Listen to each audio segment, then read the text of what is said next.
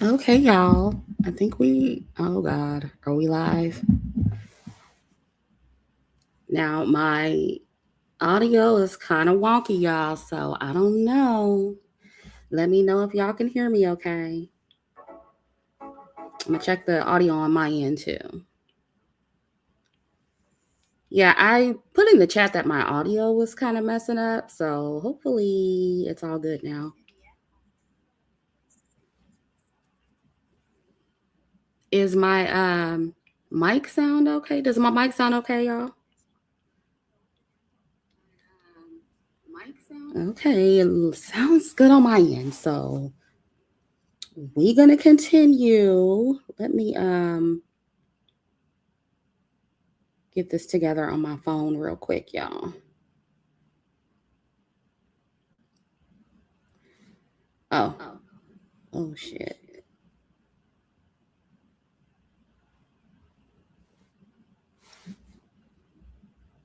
Okay. We have the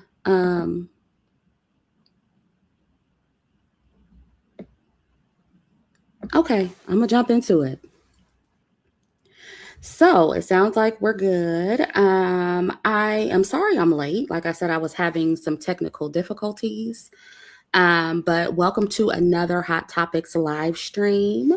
And before we get into it, I do exclusive content for Neptunian members and patrons.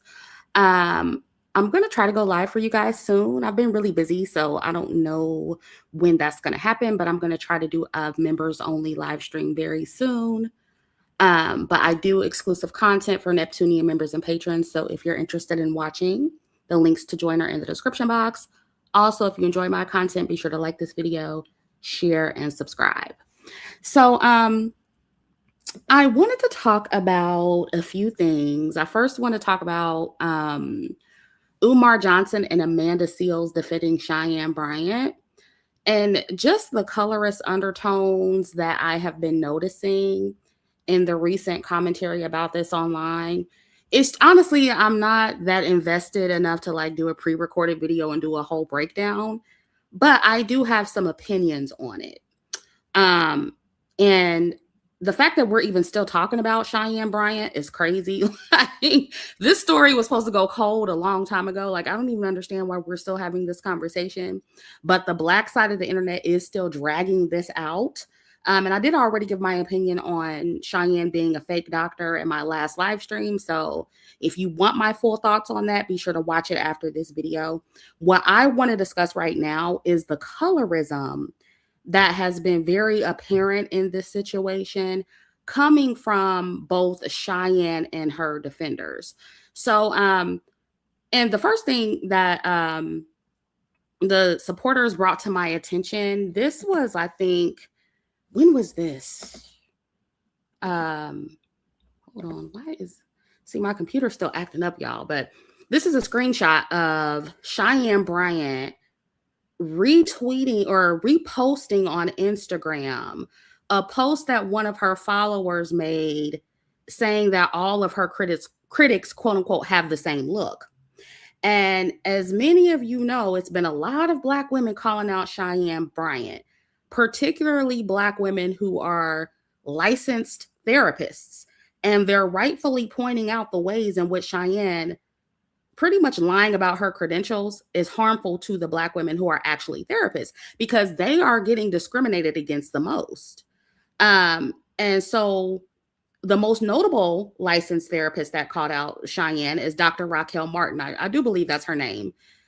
She's happens to be a dark-skinned Black woman who has made videos addressing Cheyenne, and other dark-skinned women have been addressing her as well. So it's very clear that the quote-unquote look Cheyenne and her followers are referring to is the look of an unambiguous dark-skinned Black woman. Right? Like, so we're just not, because I know some people are going to be like, oh, well, you don't know what look she was talking about. Like, people try to gaslight dark-skinned women and try to make it seem like, we can't pick up what's being put down, but we get it. We pick up on what's not being said. We're reading between the lines. We know what you guys are talking about. Okay, is my audio glitching for anybody? One person said it's glitching. Is it glitching for anybody else? Push one in the chat if you can hear me okay.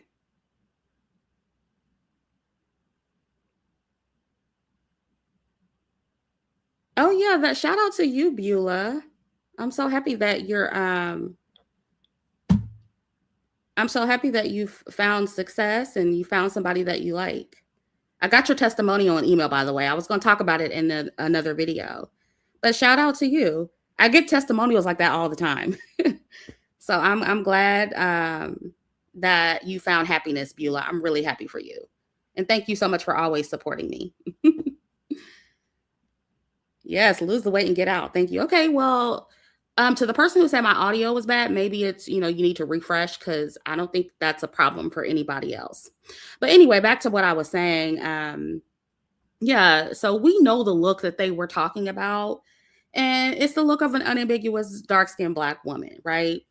And so since this has happened, Cheyenne, I heard her talking about pretty privilege and pretty punishment, basically insinuating or pretty much saying outright that she's being unfairly targeted or attacked because she's attractive.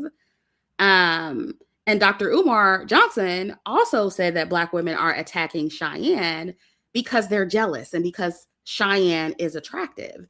And so I want to bring that clip up. I don't know if I'm gonna be able to play this clip. I'm just be honest with y'all. Because my computer is ghetto right now. And I had to share my screen. Let me know if y'all can hear this.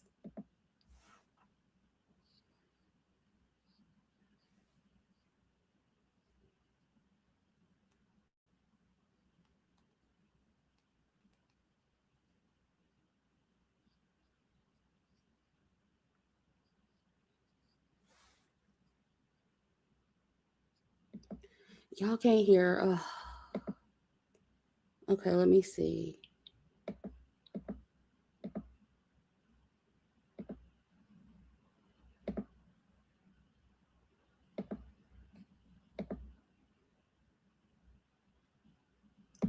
I don't know why it's not playing the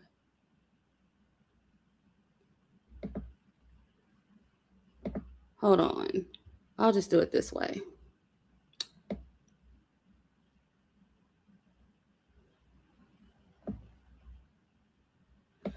Oh, well then it's not.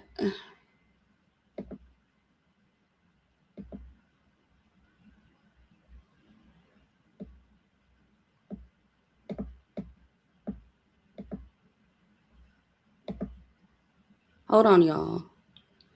I'm trying to add the file. It's not, I don't know if it's gonna let me add it.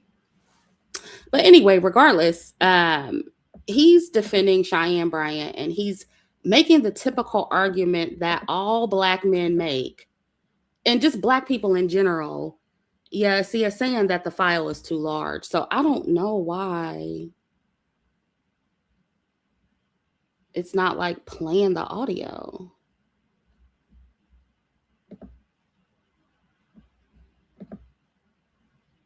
Go to audio.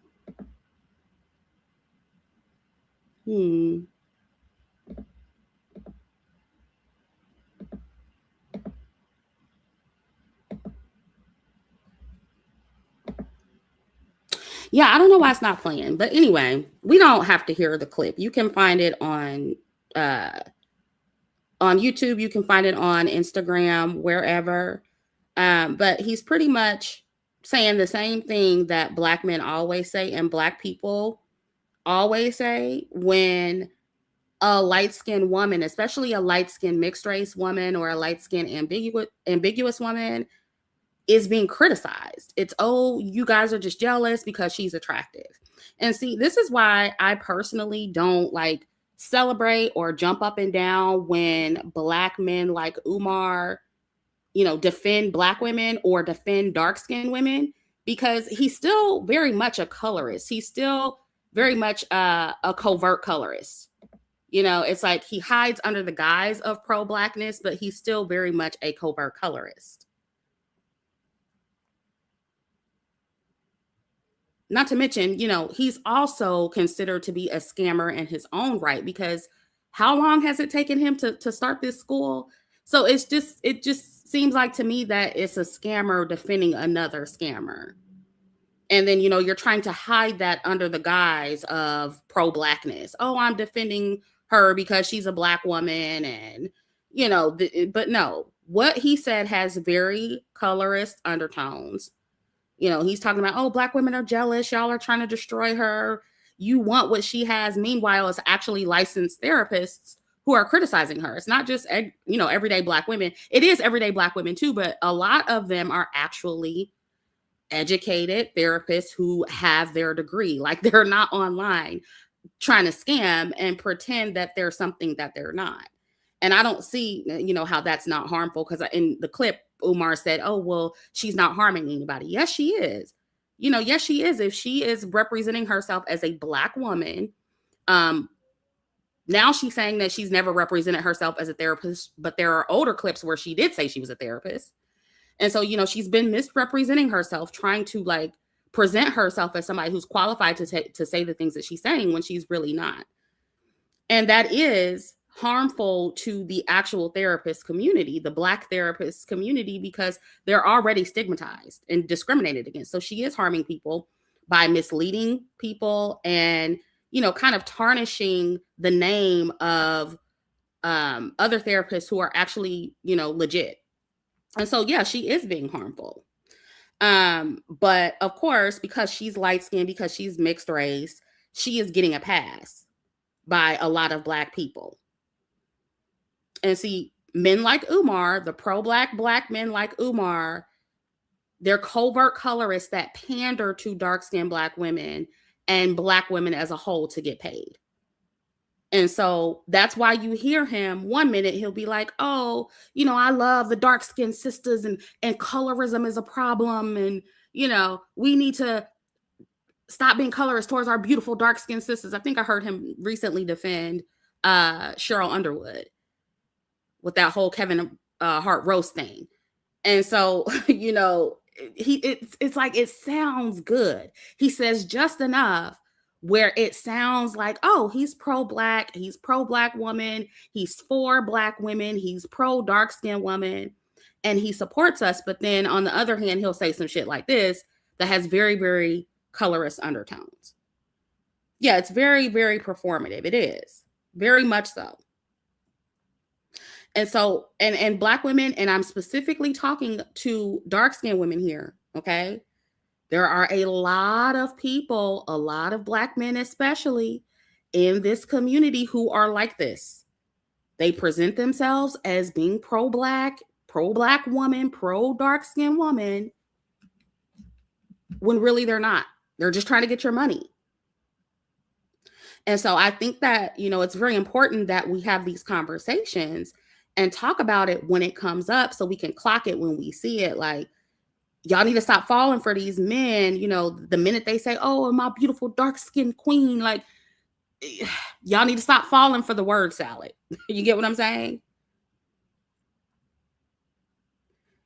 Hold on, y'all. Let me, am I echoing? Oh, no, I probably am. Let me turn this down.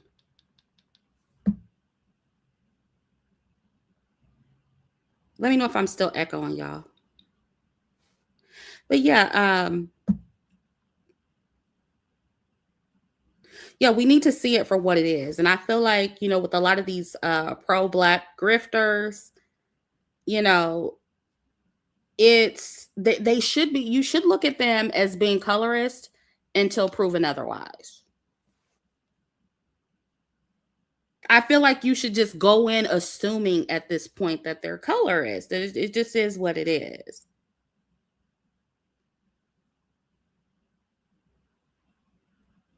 Yeah. And what he did was what all of them do. They immediately coddle light-skinned women when they're being criticized. They accuse Black women, and it's specifically dark-skinned women, of hating, of being jealous, even if the light-skinned woman is actually wrong in the situation. And listen, by no means am I saying that colorism doesn't cause some dark-skinned women to be jealous of light-skinned women, or by no means am I saying that, a woman or women can be hostile towards other women who are, considered to be more attractive than them.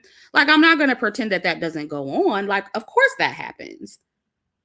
Right. But in this particular situation, I don't feel like that applies, because part of the reason Cheyenne even became successful is because the Black women with a quote unquote certain look supported her after she was platformed on these nigga podcasts.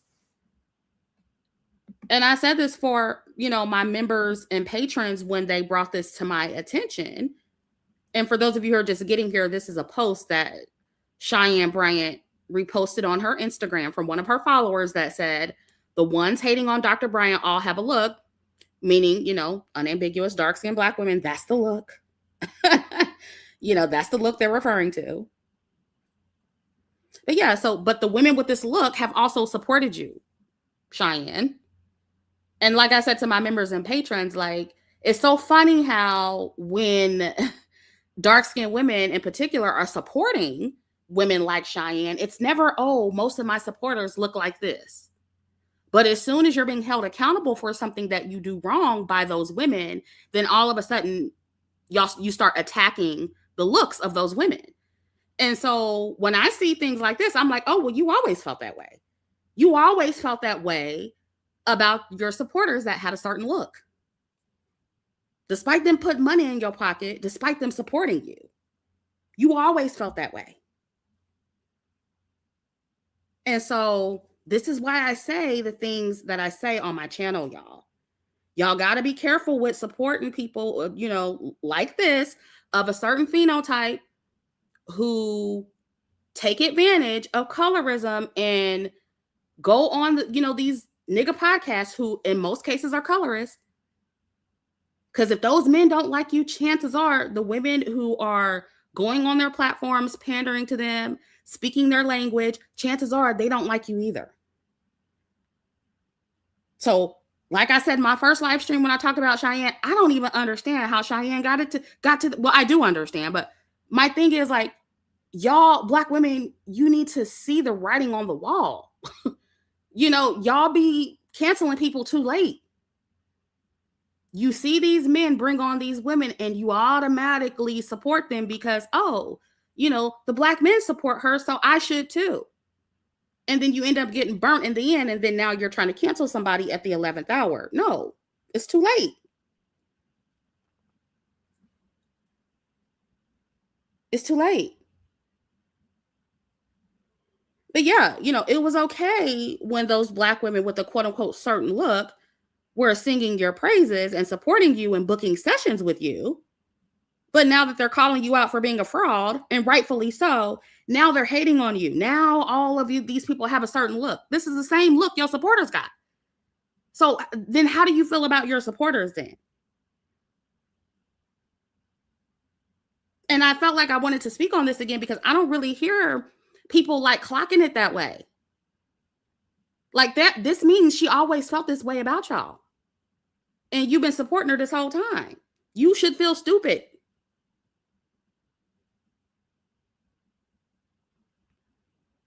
And it's like, no, Cheyenne, nobody's hating on you because, you're light skinned and you're pretty. No, it's just your turn.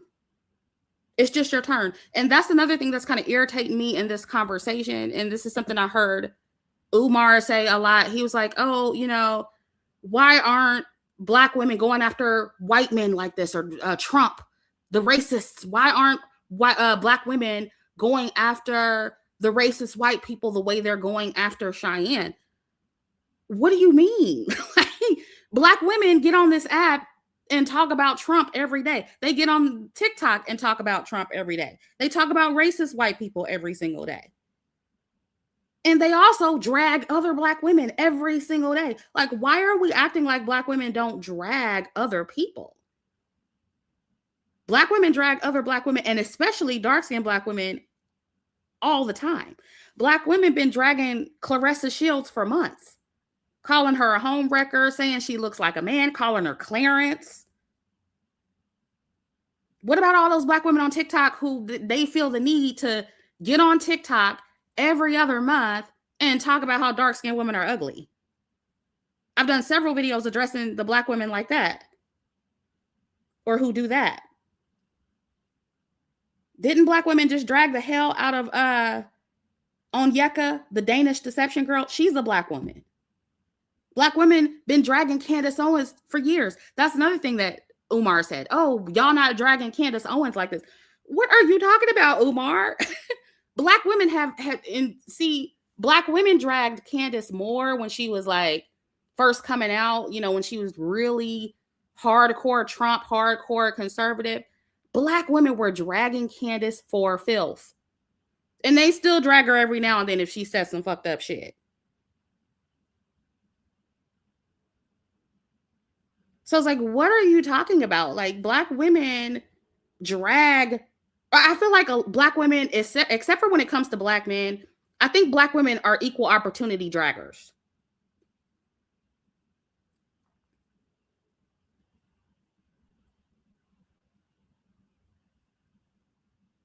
Yeah.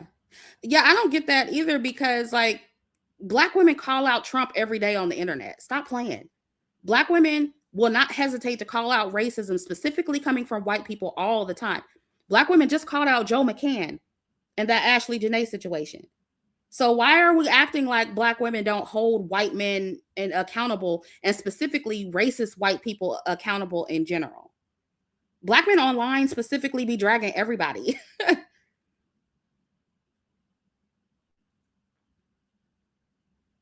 So nobody's picking on Cheyenne because she's light-skinned and mixed. It's just her turn right now. And some of y'all just need to admit that you just don't like when light-skinned mixed race women are criticized. Like, that's just what this is about. You don't like them to be held accountable because they're light-skinned. Can we just be honest here? Like, that's really what it's about. Now, I do agree that black women give too many passes to black men. I do agree that black women give black men more grace than they would ever give their fellow black woman. I do agree with that part. And just like y'all are, pulling out all this, doing all this research on Cheyenne, like, why wasn't y'all doing this with Kevin Samuels? Like, I mean, it was some here and there kind of like investigating him, but it's a lot of these podcast niggas that y'all could be investigating is all I'm saying. Like, why y'all not investigating the niggas? I mean, And see, of course, Umar's not going to say that because this nigga just got millions of dollars. He's been getting millions of dollars over the years for a school that's never going to exist for real. And so, yeah, Dr. Umar, black women definitely need to start investigating other problematic groups more, but that includes black men. That includes niggas like you. They need to start investigating you. Because, girl, what did you do with all that money? Like, that's crazy. You couldn't at least, like, got a online school program, like, going with the money? Even if you don't have a physical school yet, you couldn't at least get, like, an online school program going on to at least look like you doing the right thing with the money? Because the renovations for the school don't take that long. It don't take a decade to do renovations on a school. That's crazy.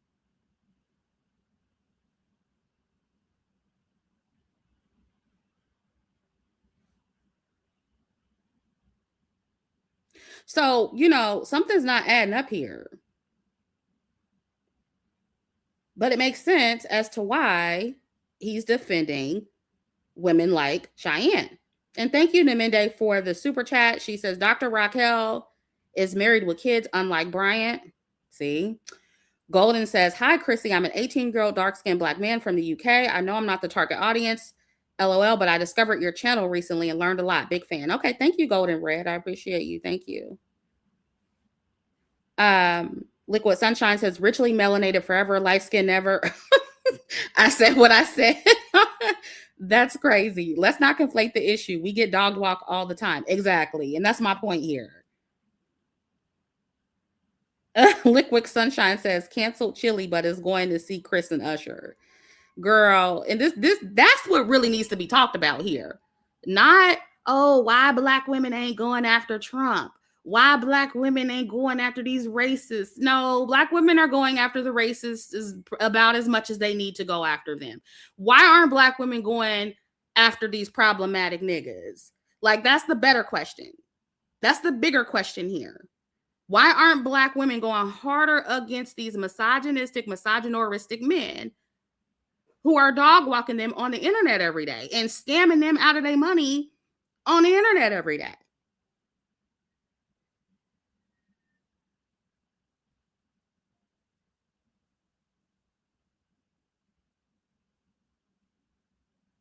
None of it's adding up.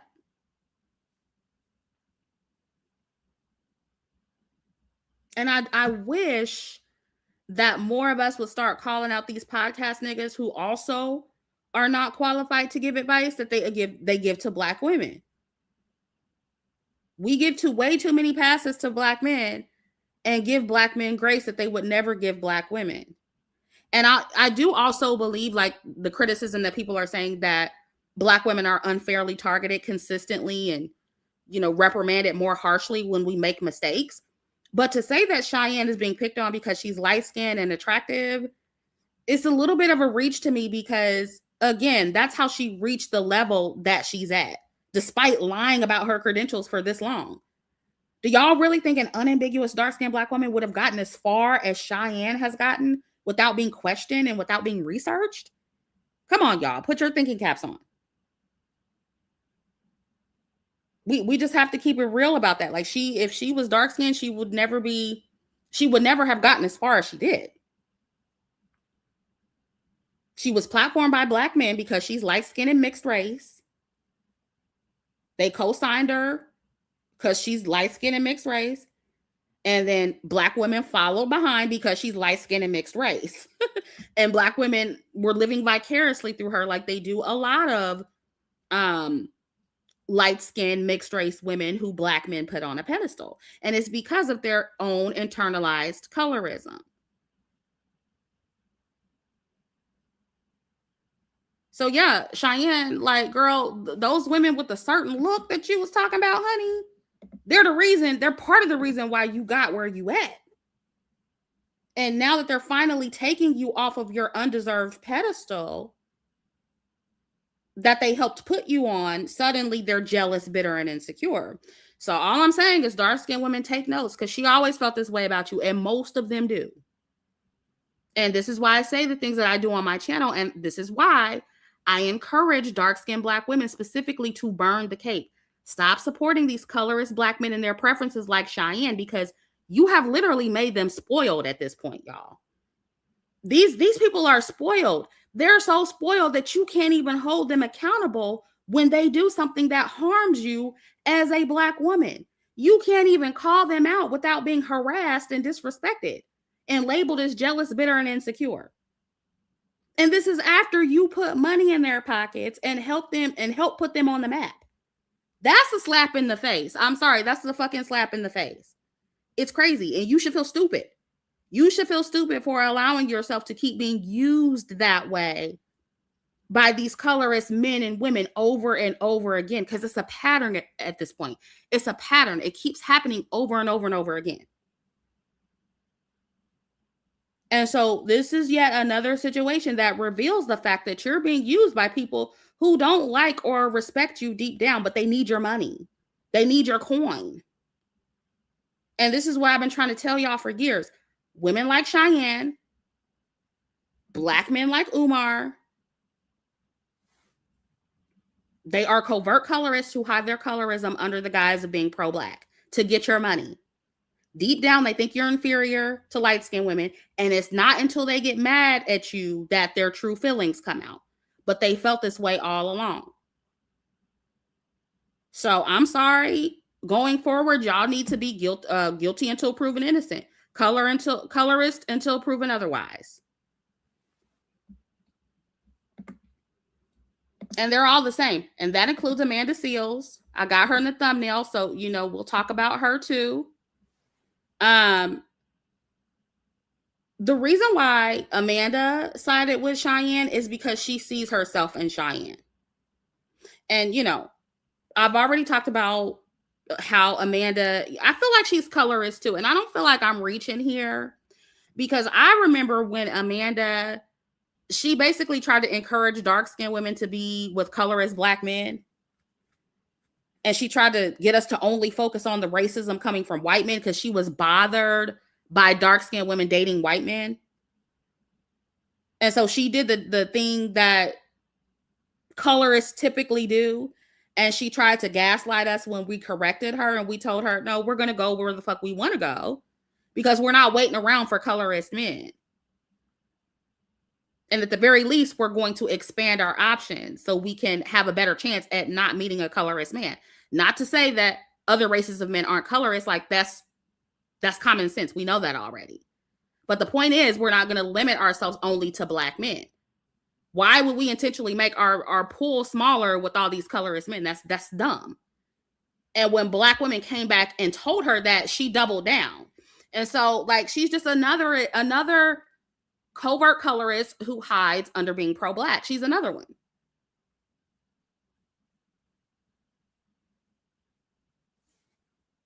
And I know she do be dragging like Kamala Harris, but that's because she wants her position. That's because she wants Kamala's position as the adored, beloved, light-skinned woman that black women put on a pedestal. See, Amanda is low-key bitter that colorism didn't get her further in the black community. That's what Amanda is mad at, okay? Be clear about that. She's mad because black women specifically hold her accountable, call her out on her bullshit. And she's mad that her light skin did not get her the pedestal in the black community that she feel it should have. She's mad that she does not get the light skin pedestal that she feels she deserves. She's no different from Cheyenne.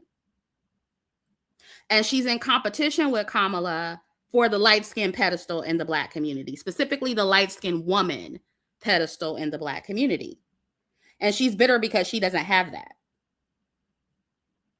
like Kamala does. And that's the main reason she goes so hard at her.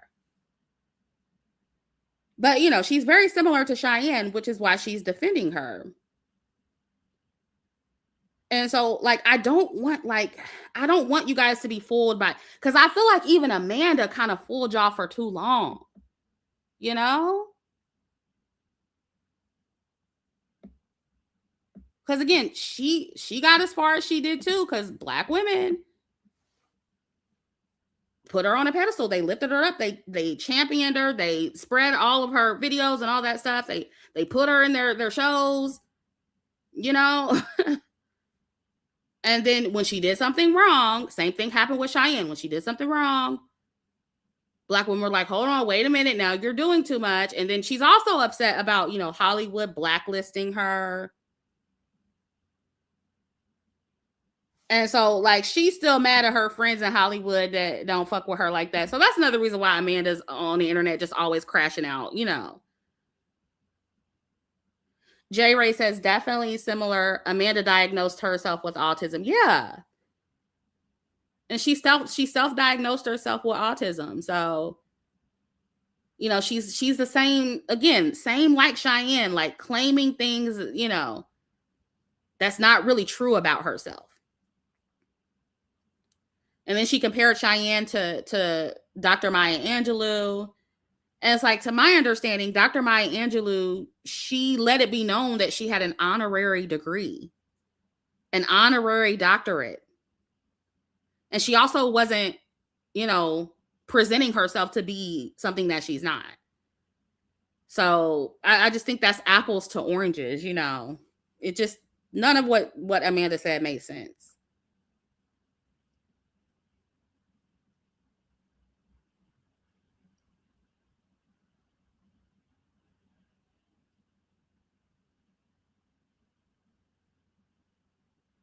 Yeah, Amanda, she's just always, and and what's so funny about Amanda, like, she'll come out and she'll talk all this big shit, and then when black women jump in and be like, you're wrong, and they respond, then she comes back and she's like, I'm leaving and I'm never coming back and I'm done. Girl, how many times you gonna be done? Like, girl, let's stop. It's just ridiculous.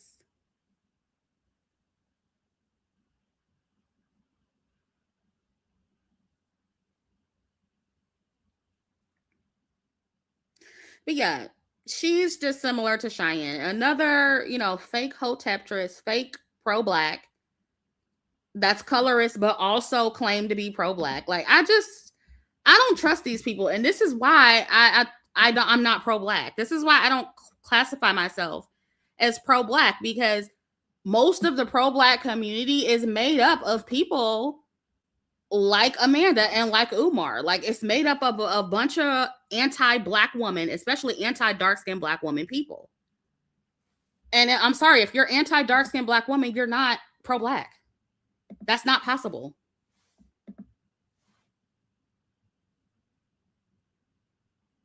And everything I'm saying tonight, it goes outside of the realm of pro-blackness too. This goes for many of these lesser known pro-black influencers who were defending Cheyenne as well. Because I saw quite a bit of influencers trying to defend her as well. But any other time, they're calling out quote unquote grifters. Any other time. And I saw this from one of my so-called feminist ops. Any other time, you calling out BWE for being grifters and for being, in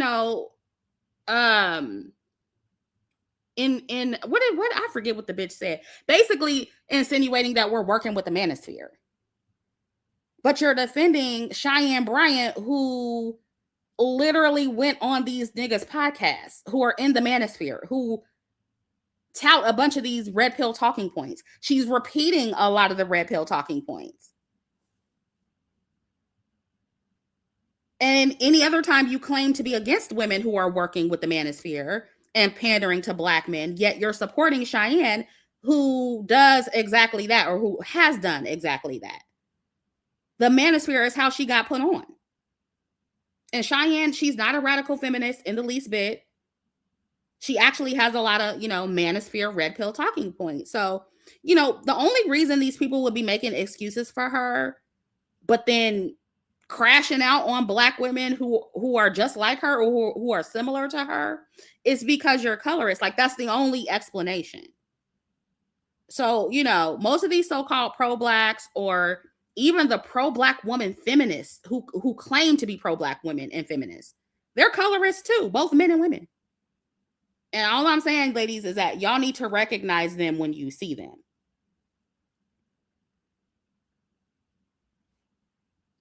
Because I feel like a lot of black women, y'all fall for that pro-black stuff like really hard. Like a lot of y'all really fall for that, unfortunately.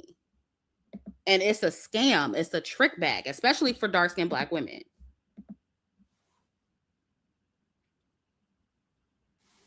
Mm-hmm. Yes, Joanna says the Black Panthers were anti-dark-skinned black women, treated them horribly. And if you notice, most of these pro-black men, most of the pro-black leaders, they're either with light-skinned women, or any of them with dark skin. Most of them are not even, they don't even have dark-skinned women. Does Umar have a dark-skinned woman? A lot of the Black Panthers was fucking white women. They was with light-skinned black women. Like, so y'all letting these niggas play in your face, and you have been for decades. They are not pro-black. They're not. Never have been. Never will be.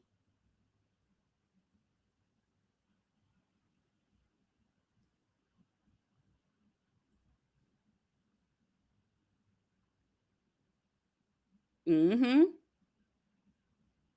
I'm glad I'm not the only one who's seeing this. Yeah, and also I want to say this.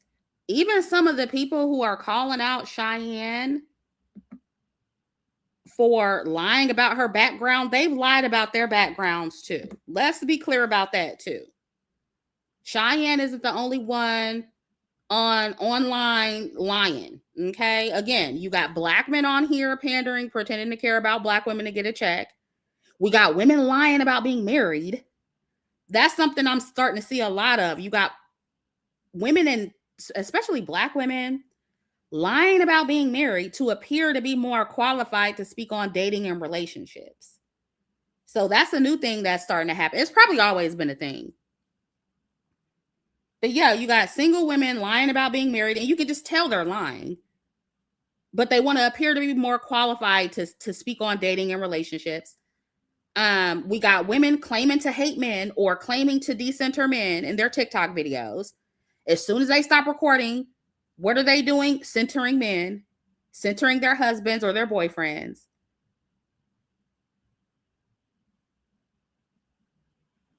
We got Black women lying about being mixed race and exaggerating about how much they benefit from mixed race privilege. And these are a lot of the women who be, calling other people liars. We got divestors lying about how long they've been divested, but always calling other Black women online and women in BWE liars. We got content creators lying about being in hypergamous marriages, but they're calling other women grifters. So, you just have to remember that the internet is not a real place. Are real people on the internet? Yes. But the online environment is heavily fabricated. Most people are on here lying, even those who are claiming to tell the truth. And I said this a long time ago before, like, most of the people who are always like making a mission to be calling out other people and talk about how other people are lying, trying to expose other people all the time, for the most part, it's usually those people who are lying the most. And most of the time, y'all be thinking it's us people who are anonymous. Most of the time, it's people who got their cameras on and show you who they are. A lot of them are lying to your face, and they're lying the most. So, like I always say, take everything you hear with a grain of salt, chew the meat, spit out the bones, stop believing that people are automatically pro-Black or pro-dark-skinned woman just because they say something nice about Black women, or just because they say something about, nice or supportive about dark-skinned Black women in general.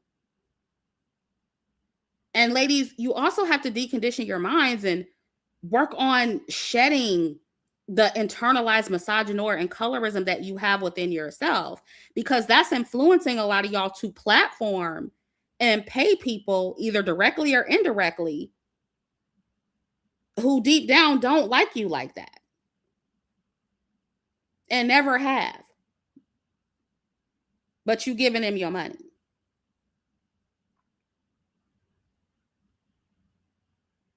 It is a scam. Pink Pearl says pro-Black is such a scam. It is.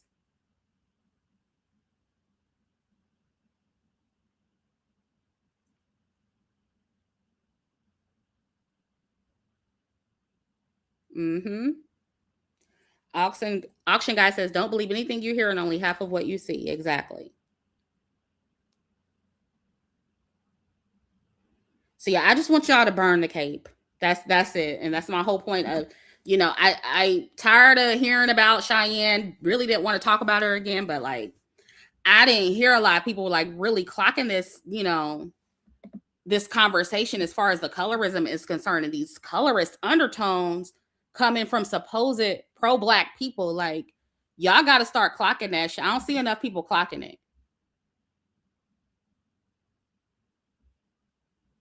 So yeah, that's all I have on that. Let me read some of these comments, and then we'll move on to the next topic.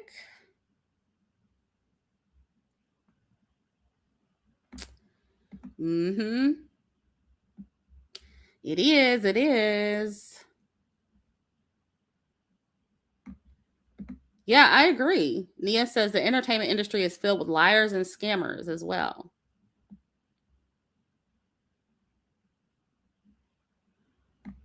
That's so true. Worshipping folks who switch up as soon as the camera's off. Yep.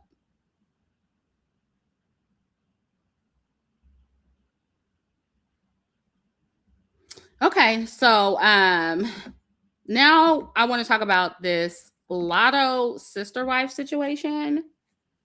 And I don't know if they're sister wives. That's just the rumor, okay? But Latto, the rapper, she recently posted these pictures and videos of herself with 21 Savage's alleged wife, which I think that's her on the right. Is her name Tiana? I forget her name. And then the baby mama is on the left, I think. That's what the girls are saying. I don't know if this is true or not. And so Latto, she basically did this to send the message that, everybody's cool. We all cool with each other. We're all getting along. We're all co-parenting. I saw where she released a video reciting the lyrics to her song. And she was like, Big Mama 5 kids. So basically saying that she's claiming all of her children, all of the children that 21 Savage has from these women. And so, she's just trying to send a message to y'all. Everybody's getting along. Stay out of our business. And to me, this was, I don't know. To me, it just kind of looks like an admission to being like in a polyamorous relationship, or maybe a poly-ish relationship. I don't know. But it's giving sister wives to me. And I said this before in a video I did about Latto. It's definitely giving poly relationship. And I want to say this. It's good that they're getting along. I won't knock that. I won't knock, you doing what you got to do for the children, whatever. Dagger Rose says the stank of it all. That's so funny. Yeah, because you just never know. Like, who else is this nigga fucking? For real. Because if it's 3 of them, it's another 3 somewhere. Let's just be honest. But and look, I want to say this. Y'all are crazy. But as someone who is not completely sold on the idea of monogamy, as someone who's not totally against poly, I still feel like it should be on the woman's terms, if that makes sense.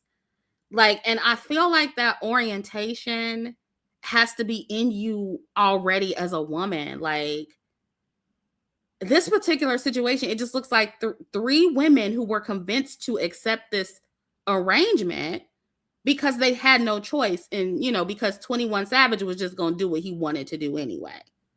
That's what it looks like. It doesn't look like something that they chose. I mean, they're choosing it, but I don't think this is the ideal situation for any of them.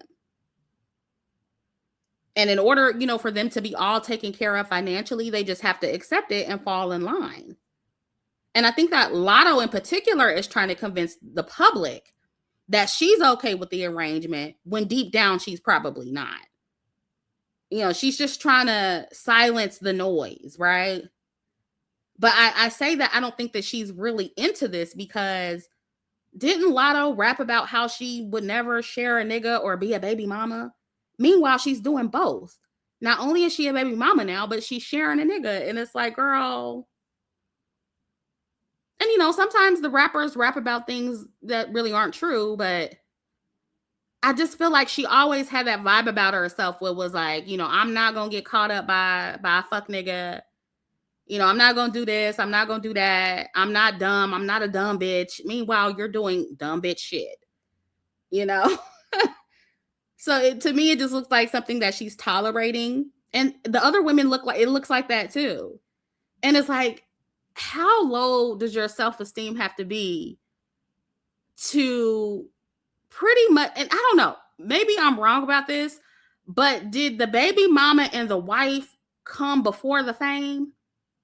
And then Latto came after? Because if that's the case, then I just feel like the dark-skinned women especially just look so stupid in this situation. They all look stupid, but the dark-skinned women, like, you sitting up here, this man basically is showing you with his actions that you were never the preference. You were never the preference. And then now you're accepting the preference coming in after he gets the money. And y'all just one big happy family. This is some ghetto Blackistan bullshit. Like, what the hell is going on? And then Latto is like, I want to stop the narrative that, because, I think a lot of people would see this and be like, oh, well, Latto's the preference and she could have had, any man that she wanted. And, she didn't have children. And why would she do this? And I get what you guys are saying, but maybe this is really the best she could do. I don't know. I said the same thing about the Game's baby mama. Like, a lot of Black women look at her and be like, oh, she's so beautiful and she could have had this and she could have had that. Maybe she really can't though. Maybe she really can. Yeah, I don't know. I mean, I do think all of these women could have done better, right? I do. I'm not saying that they couldn't, right? But at the same time, like water seeks its own level. So it's something in these women, whether it be low self-esteem, a low sense of self-worth, that's making them settle for this kind of dynamic that they really deep down don't want.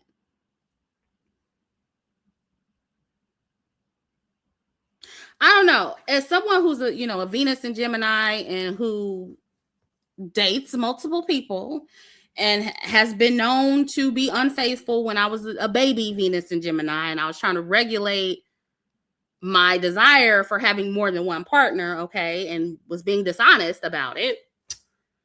I can relate to having more than one partner, but what I look at when it comes to poly, like I relate more to the women who like are making the choices, the women who have two partners and it's really something that they chose on their own. And they're allowed to explore and have multiple partners. The poly is just not one-sided because I guarantee that in this situation, they probably can't be with other people. I don't know. And then I also heard that 21 Savage, I think I saw on Impressive's video where 21 Savage was raised in a cult, one of those pro-black cults. And weren't we just talking about that pro-black shit earlier? You see why it's just all fucked up, but the pro-black cults I know are really into polyamory. It's really like polygamy where it's one-sided. It's one-sided. It's like only the man can have multiple partners, but the man can have multiple wives. And so if he was raised in that kind of dynamic in that cult, then yeah, they're probably sister wives, like in real life. Sydney says, "Hi, Chrissy. So happy you're live. My birthday was Monday. Oh, happy belated birthday. Your live was like a belated gift. And I'm surprised 21 can afford poly." I mean, I don't think he's broke. I think he got a little bit of coin. He do. I mean, at least he's not broke, but still, it still just looks, and it's making him look like he's more than what he is. You know what I mean? It's like 21. I should have put a picture of him up here because, like, ew, it gotta be the money. It can't be nothing else because he's not attractive at all. What is going on? It has to be the money. It can't be nothing else with him. I mean,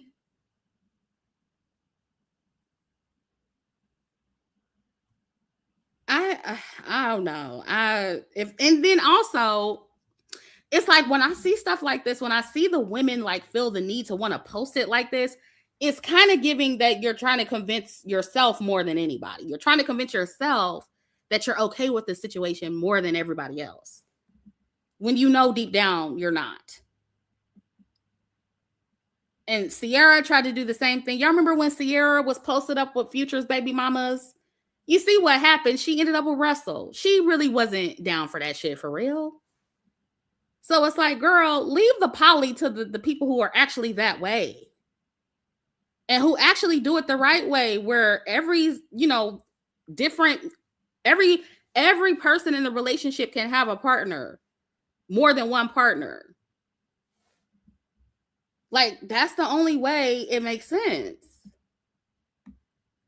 And then also, I have to say this personally, like,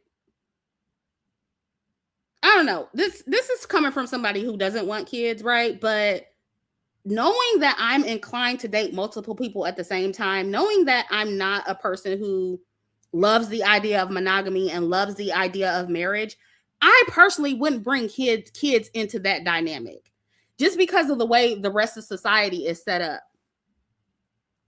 I wouldn't want to like traumatize my kids with that. So, as somebody who is, I can't call myself poly, but I don't like monogamy. I'll just say that. Being that I know I'm like that, I wouldn't feel right bringing kids into it. Oh, let me take this comment down. Oh yeah. So thank you for the super chat, Sydney, and happy belated birthday. So that would make you a Taurus? Is it Gemini season yet? I can't remember.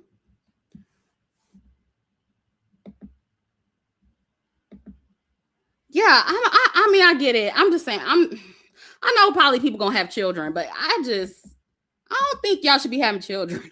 I don't know. Maybe that's just not the right thing to say, but I just think it's selfish. I don't know. Fucking them kids up, confusing the children when everybody else, all the kids that they're going to school with and stuff, they got two parents for the most part. They don't have a bunch of sister wives, they parents not fucking all these different people. Like, I just think, why are y'all bringing kids into it? And then what's also very interesting to me is seeing how many Black women co-signing this in the comment section. Oh, we don't see anything wrong with it. And y'all want the baby mamas to fight. Y'all don't want them to get along. And who am I to judge this situation? I saw a lot of that from Black women.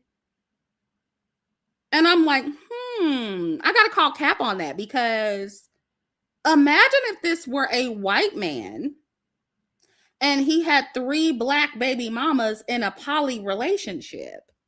Do y'all think Black women would have as much understanding in that situation? Think about it. And this is why I say that y'all be lowering y'all standards for Black men. Because that's the only way I feel like Black women be accepting shit like this. And I'm seeing y'all like increasingly accepting things that y'all wouldn't accept with anybody else. I don't know if y'all saw that story of, and this is like young people stuff, but I did run across a story on TikTok where some influencer Black woman, young Black girl, exposed a Black rapper because he liked to get pegged. He liked to get fucked in the ass. And she exposed him. And she also thinks he's bisexual or gay or whatever. Y'all can put the names in the comments. I don't remember who it was. But it's like, Black women, I feel like Black women for a long time weren't known for accepting stuff like this. Like, I am gonna lie, but I've seen like y'all are crazy. Oh my God. Y'all throw me off track. Oh yeah, Neo. I forgot about that situation. Yep. Neo does have 3 girlfriends. He sure does. Yes. Steven says, oh no, that white man is racist to put Black women in a situation like that. Exactly. That's exactly what would be said. If 21 Savage was a white man and this was going on with the white man, it would be so many think pieces from Black women. And y'all would be crying about fetishization and this is why you don't date white men. But with Black men, it's like, it's more understandable.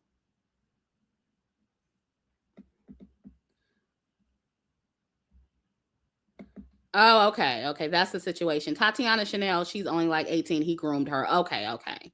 So that situation is a little different, I would say. Okay.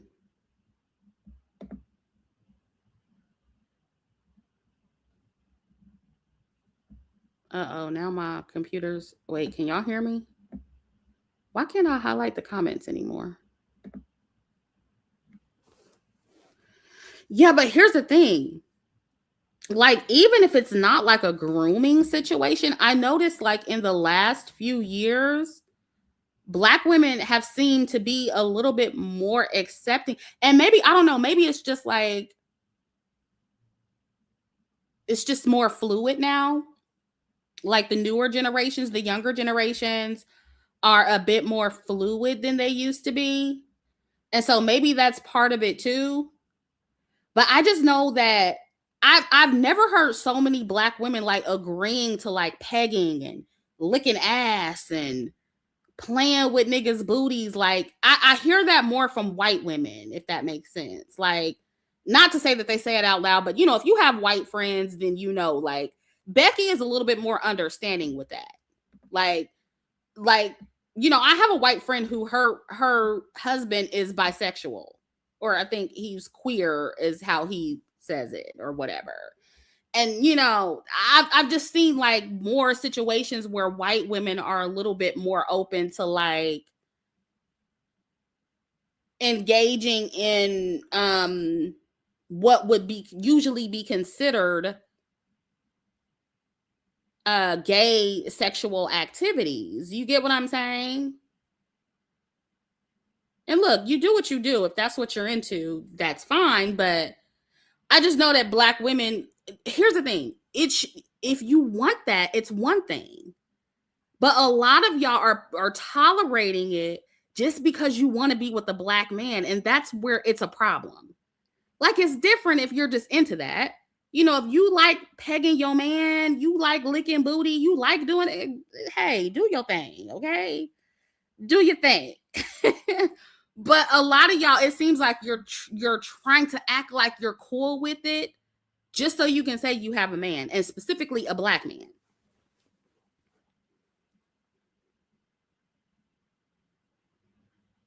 Mm-hmm. Yeah, and the thing, I'm not trying to be funny. I'm so not trying to be funny. Like, I'm serious. I'm not trying to turn this into a Chrissy After Dark, because y'all know how my mouth can get real nasty. I'm trying to like, keep it under control. But I'm just saying, like, and listen, I'm open-minded sexually too, but I'm not gonna be doing some shit I don't want to do just because I want a Black man. Like, I'm not about to do that. It's gonna be because I actually want to do it. And so that's my only point here. And I feel like with that whole Diddy thing, like, we're starting to see, and even before Diddy, honestly, like, I feel like we're starting to realize that it's not just white men who are into like the cuck thing, right? It's some Black men who are cucks too. And be clear, that's what Diddy was, or Diddy is. He's a cuck. And that's like a stereotype of white men, because white men, that's what it's well known. Like, that's a whole category in the sex industry, cuckolding, where they like to see their wives fuck other men. Okay, yeah, this is a Chrissy After Dark at this point. But they like to see that, you know what I mean? And so, like, and we're finding out that it's not just white men, it's Black men too. Clearly, Diddy been doing this shit all these years. And I think, who was that other, I forget who else it was, who it came out that said that he liked doing that shit too. And my whole point in saying that is that, a lot of these women are agreeing to things just so they can say they have a Black man, or, agreeing to those kind of things just for the money. And, I like money as much as the next girl, but I don't like it that much. I'm not going to do something I sexually don't want to do for the money. Like, I have my boundaries. I have my limits.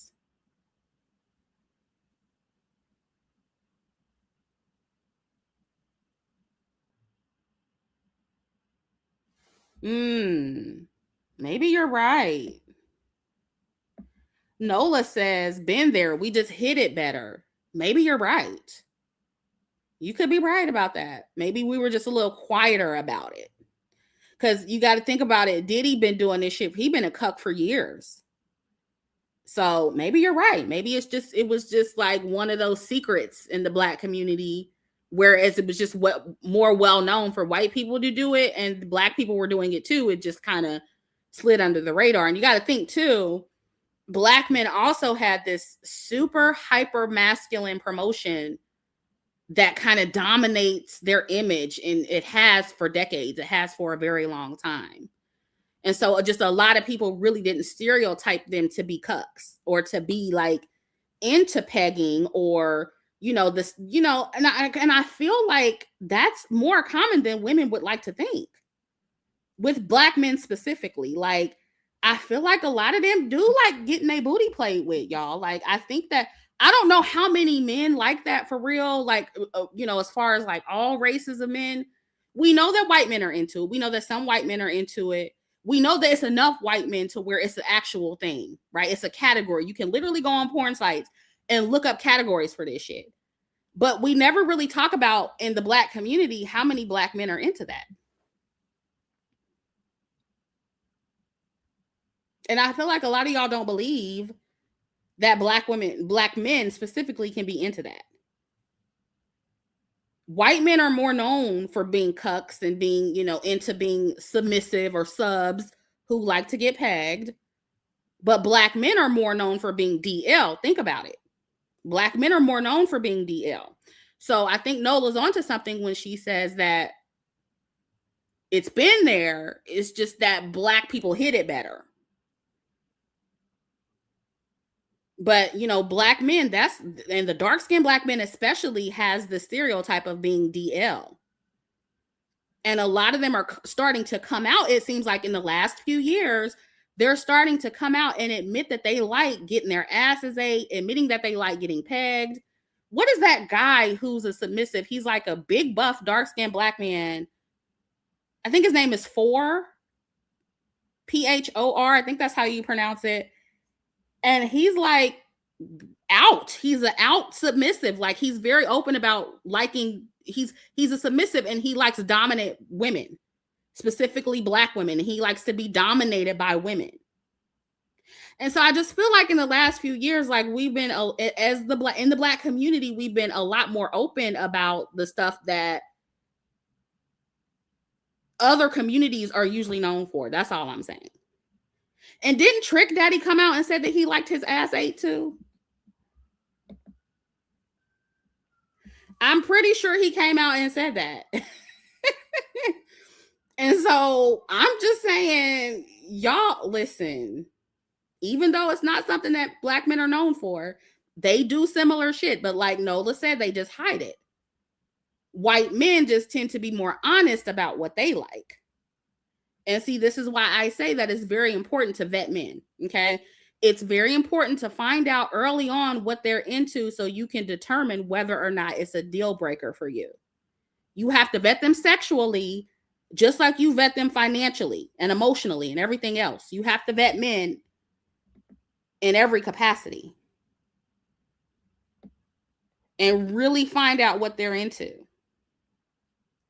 But like I said, it just seems like to me, like, it's just like they're more out with it now. Just like this whole poly stuff. It's just more, I mean, we know this goes on behind the scenes and we just don't see it, but I'm just saying, like, now it seems like it's more out in the open.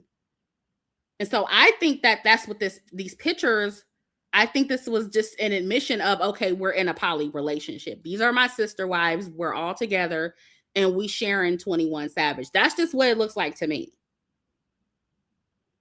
And so, listen, I'm actually all for the honesty. I think more men need to be honest about what they like, whether it be sexually. I think men need to be more honest about their preference for polyamory or polygamy. Like, if you know you're not going to be monogamous, or you know you're not monogamous, then just say that. And I think they know they can't say that to a lot of women because they wouldn't, they would get less women. But I just think it's easier that way. Just be honest.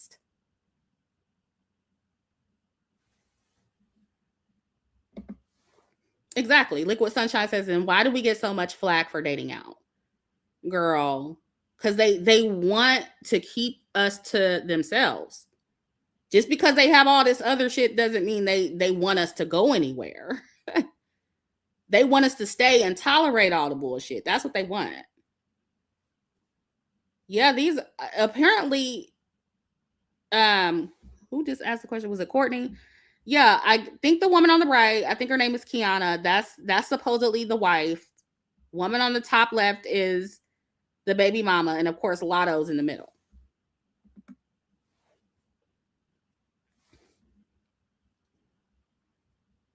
And my thing is, girl, I just feel like y'all not embarrassed enough. Because if I was Latto, I wouldn't have showed this. Like, I mean, I guess if this is what you doing, okay, but girl, I would have just not said nothing. I'm sorry. I would have just kept this to myself.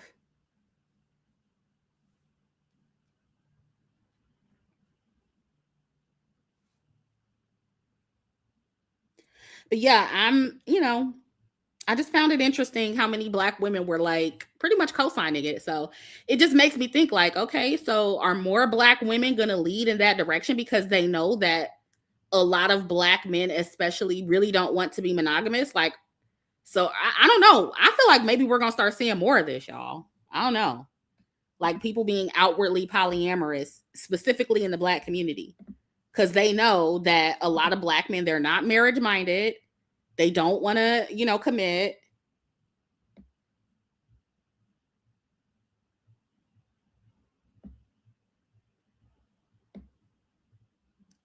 I don't know. Y'all saying it's been happening, Chrissy. Clearly, that's crazy.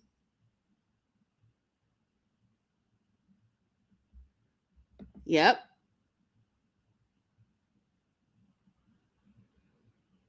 As LeMay, I think that's how you say that. It says it seems like black women don't have a problem being the side chick, while the main chick is the biracial and racially ambiguous woman too. Yeah. I don't know. I would just have too much dignity for that. I get like wanting access to the money. I get that part, but girl, I still think I would have too much dignity for it because girl, what do you mean? Liquid Sunshine says, slow down. They've come to a full stop. What is that? Like a lyric to something?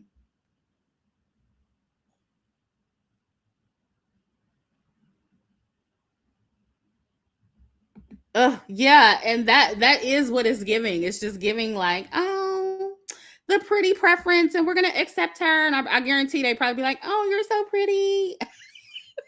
It's just so cringy. Like the whole picture is just cringe. It's cringe. And again, yeah, and I've said that before. That's another reason why, you know, even though in my mind, sometimes I like the idea of poly, I'm too scared to catch a disease. Like it's just too much of a health risk. And again, it's usually with polygamy, like when the men are the only people in the relationship who are allowed to have multiple partners, usually they end up getting bored. These are three women. He's going to get bored at some point. He's going to either want to bring in a fourth, and he's probably already fucking other women on the side too. So, oh my God, you just don't know what's going on health wise, you know?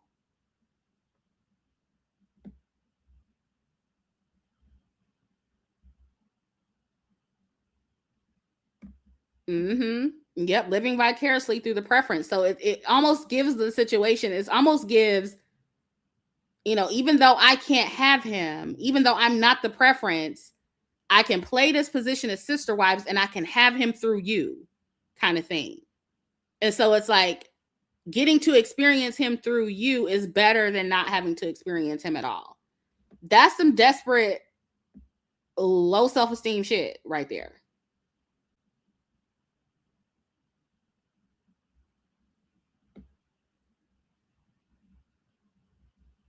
And I don't know, maybe the wife has always, maybe this is just like normal for her.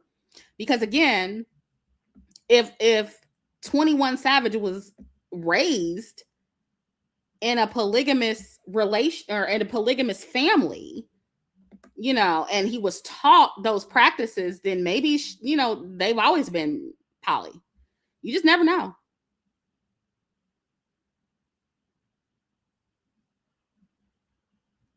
Chrissy, why do you think you like poly in your mind? That's desperation disguised as modernization. It's not desperate when you're doing the choosing. My version of poly is not this, like the poly that I have in my mind. I'm dating two men right now, and I want to do that. Like, I want to date two men. They know that I'm single until married, and I'm not committing to anyone until I'm married, if I even get married. And it's my choice. It's like, it's from a position of agency. This, what you're looking at, is desperation. They didn't choose this. Yeah, I'm making the rules. This is the rules I'm making. So that's the difference. So, and that's why I keep saying that I like the idea of poly. I didn't say I was poly. I like the idea of it. I'm not gaslighting, Court. You're just not listening. So if you listen to understand and listen to comprehend instead of, just hearing what you want to hear, then maybe you'll understand the difference. I didn't say I was poly. I said I like the idea of it. And when I say poly, I mean my idea of it. My idea. Okay. Yeah, I don't like the idea of being with the same person for the rest of my life. I don't like that idea. Sorry, I just don't. I don't like the idea of living with one person forever. I never like that idea, which is why I live alone and why probably I will always live alone. So,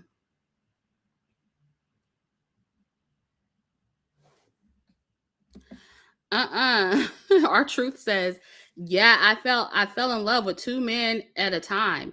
They were competing with each other. So I got everything I wanted, but it was draining in the end. Yeah. And see, what helps my situation is that one of the guys I'm dating is literally out of the country right now for work. So it kind of works because he's barely here, So, Maka, it's chaotic. That's all I'm going to say. It's chaotic. At some point, I'm going to have to choose. I'm just not going to choose right now, though.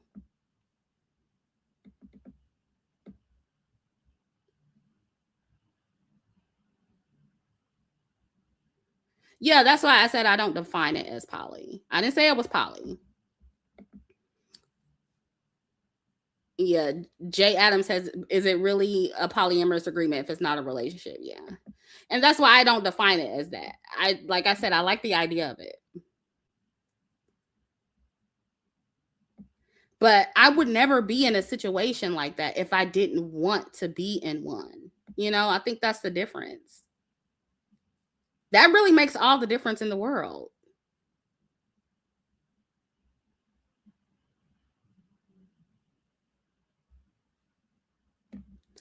Yeah, Pony of Fishes, how do you manage two people at the same time? Yeah, it's not easy. That's why I don't see how people have like 3 partners and 4 partners, because I'm part of this polyamorous group on Facebook, just for research purposes. For research purposes, okay?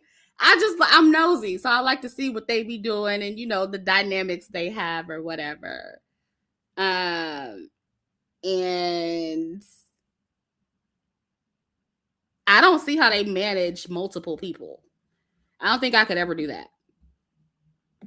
2 is enough. 2 is more than enough for me.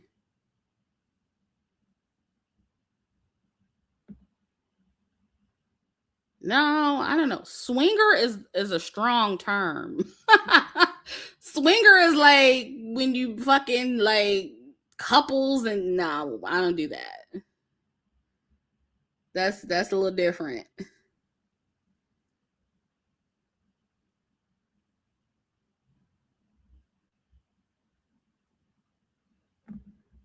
Liquid sunshine. I agree. Single women should have a roster, if not being poly per se, it's being strategic.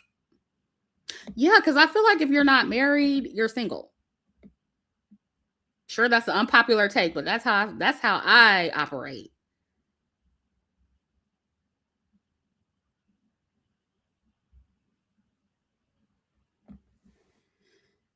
Yeah. So, it is what it is. But the last thing I want to talk about, and then if we'll do probably Q&A after that, but I just wanted to talk a little bit more about the Kevin Hart thing, because I saw where he came out and he defended Tony um, Hinchcliffe or whatever. And, I think what's bothering me about this situation, not that Kevin Hart, like that's like black men's fight. Like if he want to defend this man, I really don't give a fuck. Really, I don't give a fuck about the George Floyd joke. I don't care. But what irritates me is how black women are like outraged by this. And it feels like to me, I don't know, to me, it feels like black women are a little bit more outraged about this than they are about, or than they were about Kevin Hart being colorist.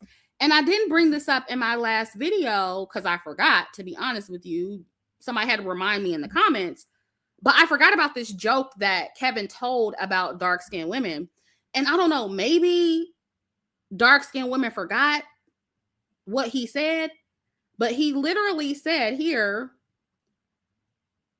light-skinned women usually have better credit than a dark-skinned woman. Broke-ass dark hoes, LOL. Dark-skinned women take a punch at the face better than light-skinned women. Soft-ass yellow bees, LOL. And so I'm like, did the girls forget that? I don't know. It really kind of feels like to me that y'all are more outraged about the George Floyd joke, of course, because he's a black man, then y'all are outraged about the fact that Kevin Hart never fucked with you like that anyway. Because like, I actually had to block this girl who was commenting under my last video because she was mad about what I said about Kevin Hart. Like, she's like, oh, it's just jokes. And why are you bringing down the black man? And, you know, he's making money. He's employing black people. I'm like, oh my God. It does not matter if he's disrespectful to dark-skinned women. Yeah, this quote unquote joke is also very violent. Yeah. Yeah, I talked about Amanda Seales earlier and Umar Johnson, so you can rewind and go back to that part. Or when you watch the replay, you can watch the beginning.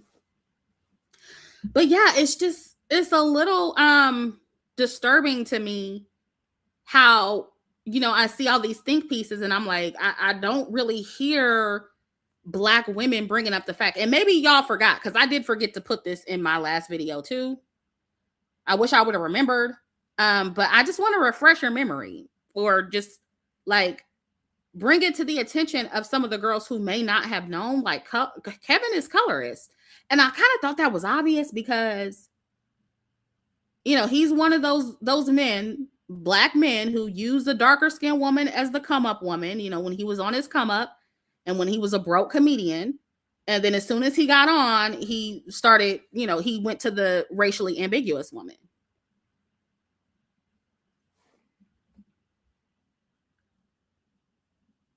Yeah, let me take the chat off for a second so you guys can read it. Yeah.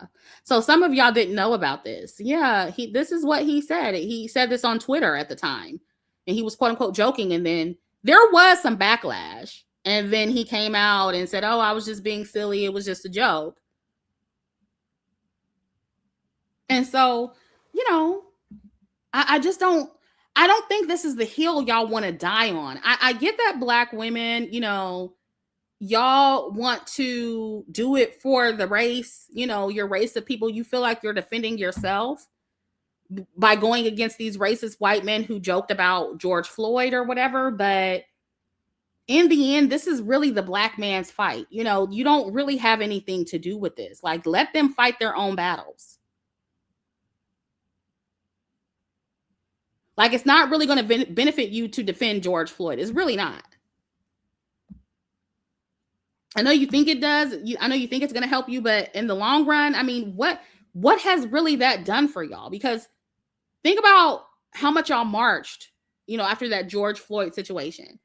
Think about how much effort black women put in fighting on the front lines, fighting for the black community, fighting on behalf of George Floyd and his family. And fast forward to now, black women are still being disrespected. Like, overall, what did black women as a whole get out of that situation? What did you get out of the whole Black Lives Matter era? Like, as a whole, what did y'all, and we know black women collectively didn't benefit from that, because now we're talking about resting and we're talking about doing nothing because we know that it doesn't matter. Doesn't matter.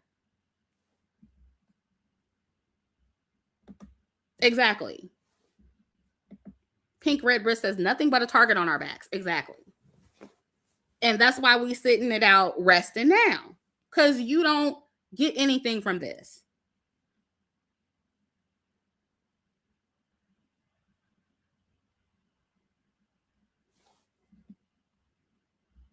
Yeah. Steven says black women got some more media visibility. Yeah, for the wrong reasons. For being a fucking mammy. And being the face of going against white supremacy. So y'all just need to stop. And there was also another woman who brought this up when Cheryl Underwood said something negative about nappy hair. And so she was like, "Oh, well, first let's read what she said." So she says, and she was talking to one of the co-panelists, and she was like, "I'm sorry, but why would you save nappy hair? You can't weave afro hair." And she's basically just was being very, very texturous. Okay. And this is something again that she came out and she apologized for.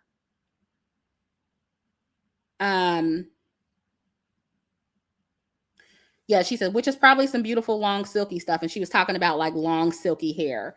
And she had this whole intervention with herself, and she came out and she took off her wig and she exposed her hair, and she was saying how she was learning to love her hair. It was a whole big thing. But the woman in the comment section was mad at me because she felt like I was defending Cheryl too much because of what she said about nappy hair. But it wasn't, I felt like I was a little harsh on Cheryl, to be honest, like, because it was also people who were mad at me criticizing Cheryl. So I mean, I guess it just depends on how you took the video. But she kind of felt like that I was defending Cheryl too much, right? And that's not what it was. It was just that I'm not going to co-sign anybody making colorist jokes. It's not really, it wasn't really about Cheryl.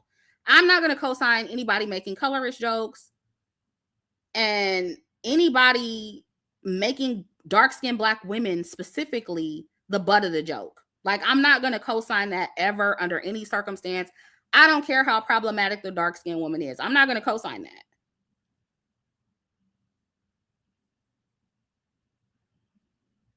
And so that was the point. And, I heard another one of my haters say, "Oh, well, Cheryl Underwood is ugly and white people like to ignore the pretty black women and harp on these unattractive dark-skinned women and make it seem like all black women look like Cheryl." And she was trying to imply that I was doing that, and I wasn't doing that either. And look, it's not that I disagree with white people, using the unattractive dark-skinned women as the butt of the joke, right? That does happen. But the interesting part about this whole discourse is that the woman who said that about me, she would also be considered a fat, ugly black woman. Now, she's not dark-skinned, but she's fat and she's not conventionally attractive. And she wouldn't be considered above average like the pretty black women that she's throwing Cheryl under the bus for. And this also applies to that woman in the comments who was telling me, that I shouldn't defend Cheryl. I looked on her profile and she was darker than Cheryl. She looked, to be maybe of West African descent. And so I'm like, girl, so this is really just not just about Cheryl. This is about you too. Like, and so like, it kind of feels weird to me when black women specifically object to content creators such as myself who are standing up or standing against, taking a stance against colorism. That's crazy to me. It's like, no, I wasn't calling Cheryl ugly, but I feel like that's what they wanted me to do. Like, it's some black women out here who feel like you should just, every time a dark-skinned woman is considered to be conventionally unattractive, like, we should say that, like, we should voice that. Like it's like we have to announce that. Like that's how they feel. But the minute you announce that a light-skinned woman is unattractive, all hell breaks loose. It's like just because Cheryl has been problematic, with her comments about nappy hair, that doesn't mean I'm gonna agree to somebody dragging her, her skin tone, or saying that she looks like a donkey, or making fun of her late husband. Like I'm not gonna like co-sign that just because you don't find her to be attractive. You know what I'm saying? Like I don't know. Is the way Black people specifically expect dark-skinned women to just discard other dark-skinned women because they don't find them attractive is crazy, because y'all don't discard unattractive light-skinned women. You might discard them, but you don't do it loudly. You pretty much do it quietly. You don't, if it's an ugly light-skinned girl, you don't feel the need to come on the internet and be like, oh, not all light-skinned women are pretty. Like you don't feel the need to do that.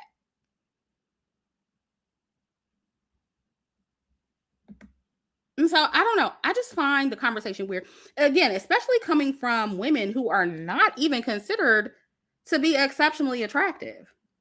Like the woman who was like mad about my Cheryl Underwood video, her level of attractiveness is not far from Cheryl's. And I'm not saying that to be mean. I'm just saying it's not. But she thinks that her being a little bit lighter skinned automatically makes her more attractive. And I'm like, honey.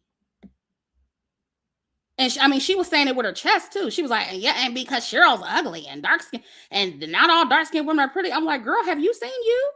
Did you see it? Like your profile picture's up there, man. We can see what you look like. You're not far off from Cheryl, babe. So it's like, why are you even like, and I just feel like we need to normalize knowing when to keep your mouth shut and not say anything. Cause now you making yourself look dumb. Like, I don't understand that. Like, this reminds me of like the conversation that we had years ago about OG from Basketball Wives. And it was literally dark-skinned women who looked like OG calling her ugly. I felt like I was in the Twilight Zone. I was like, oh my God. Literally. And I had to post it on my community tab. Like, it was actually an African dark-skinned woman who looked like she could be OG's sister.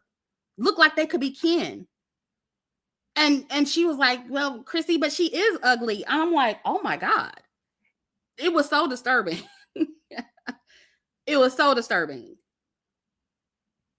Jay Ray says the same Kevin that left his friends for dead in that drinking and driving accident he caused to avoid a DUI. Nothing he does or says surprises me.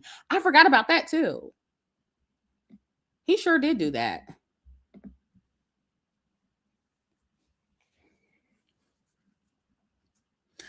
So yeah, I mean, even if y'all, here's my thing. Even if you think something like that, even if you say, hey, Cheryl, you don't find Cheryl to be attractive. You don't find certain dark-skinned women to be attractive. I feel like if you know how Cheryl is perceived in society, you should also know how your own looks are perceived in society. And if you are anywhere, if you are below average or you are fat and obese, you shouldn't say anything. Like you should skip, you should sit this one out. Skip this conversation, sit it out, or at least hide your profile picture. God damn. Nobody needs to know. And so it kind of just looks like to me that y'all be in denial about your own looks, especially if you're like a brown skin or a light skinned woman who's not that attractive. And you think because Cheryl is dark skinned, you have free range to call her ugly. But no, somebody's going to turn around and do the same thing to you. Or at least they're going to be like me and they're going to point out that, okay, but you're not far off from her. You might not be dark skinned, but you're not far off. And you're fat. And so it's like, what are we doing here? You should be the last person calling somebody ugly. You're like, not to say that, attractive, small people should have the right to do that. I don't think anybody should do that. I think it's mean. But if you're going to do it, and then you're going to come at me and then be like, oh, well, Chrissy, the only reason why you're saying this is because you're ugly like Cheryl. Okay, I'm going to look on your profile. I'm going to be like, but wait. But wait, I look better than you and so does Cheryl. So how does this work? How does this work?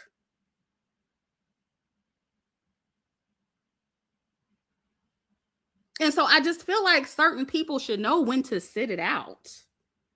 You should know when to sit it out.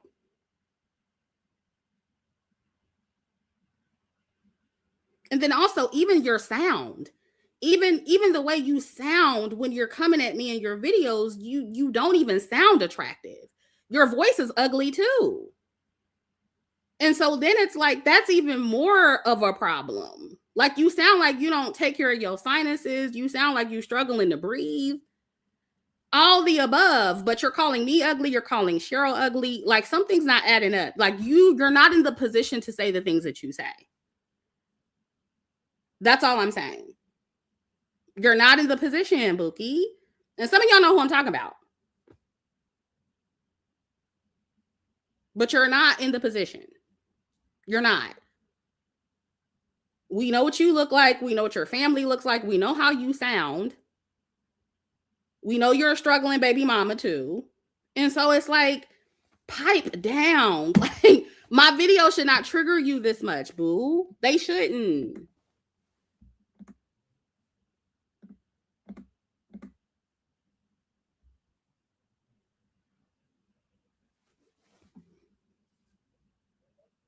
And this is somebody who stays triggered. Like every time I do a video, here she come. Like she's obsessed with my content. Obsessed. It's weird.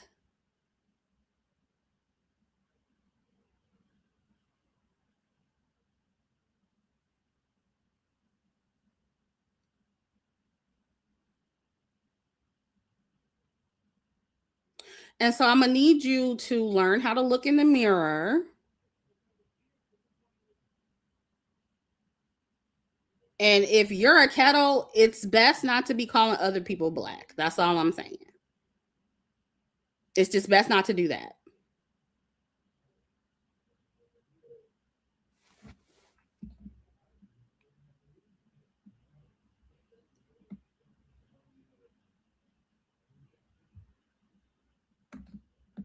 I agree. Super Girly says we should never be caught as dark-skinned women putting another dark-skinned woman down for her appearance. Who does it actually serve? Yeah, and see, this particular woman, she's not dark, and I think that she thinks that gives her a pass. And it's like, no, that doesn't give you a pass if you're still not conventionally attractive or you're not, you're bad built. Like you don't get a pass just because you're not dark. And I mean, even if she wasn't bad built, like if you're skinny and you're not that attractive, you shouldn't be saying anything either.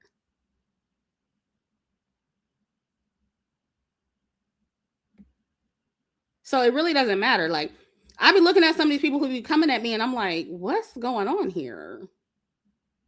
Like, no, really, what's going on?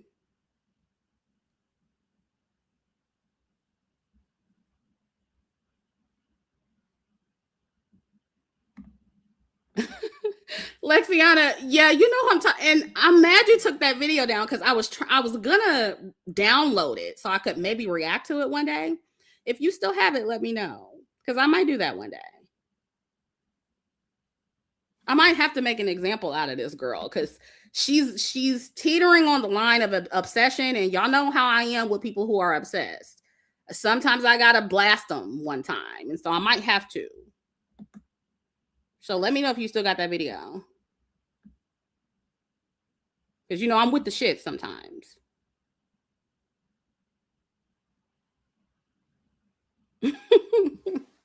Oh, y'all messy. Concrete Roses says, I think you should.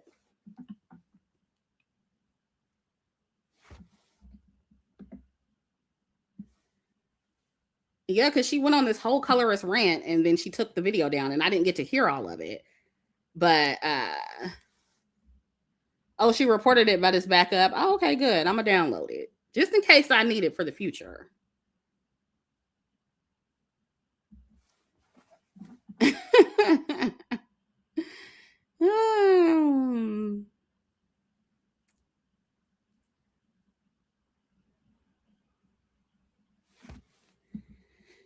But yeah, the hating is getting out of hand on this app, and I think that it needs to be talked about more.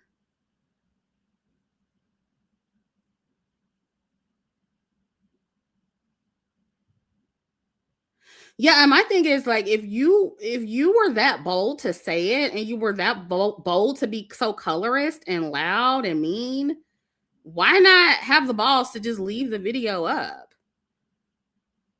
Most of my beef videos are up. They're still up, but me talking shit, going off on people, dragging people. So it's like again, another one of those fake pro black woman grifters pretending that she's for black women. But I made her so angry, I triggered her so bad that she ended up, going off on one of her little colorist rants.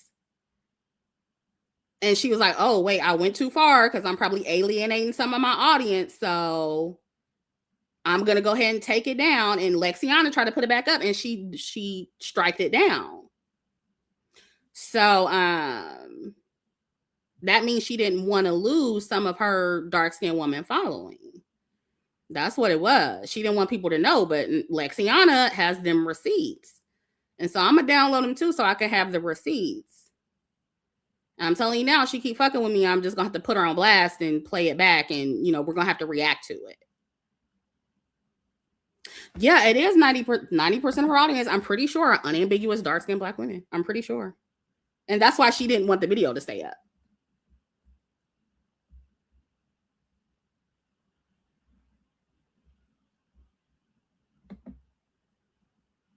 John says, Chrissy, did you see what Gunna's current girlfriend said about Corsa hair? Isn't that old? Because when I saw that, I did see that at some point. I think it was like a couple days ago.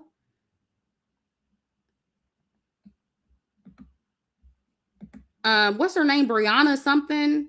Because I feel like I did a video on that years ago.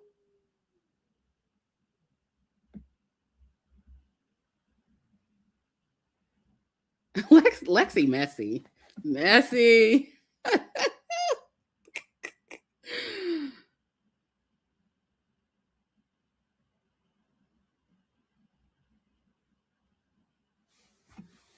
Yeah, I did a video about Brianna in 2021. I talked about that years ago.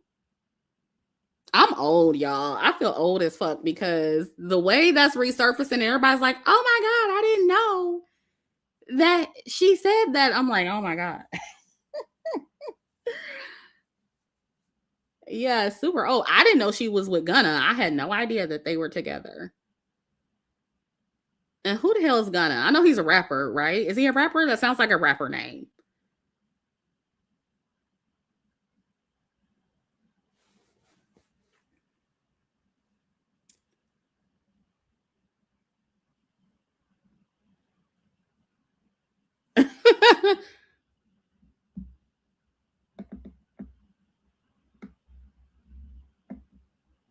Miss Concrete Rose says the people are enraged in the video mad old. Yeah, because I was looking at it, I was like, dang, not this resurfaced. But just how I said I kind of forgot about the whole Kevin Hart thing when he made the jokes about dark-skinned women. It's like I remembered, but I also forgot because I forgot to put it in the video. Like, but it's easy to forget when you consume, social media every day. But I also never forgot that he was colorist,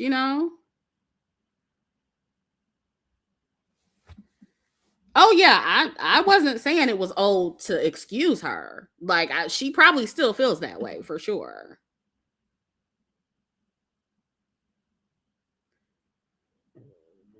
Well, I'm glad that people are realizing that she said those things. Like I am glad that it's coming to light.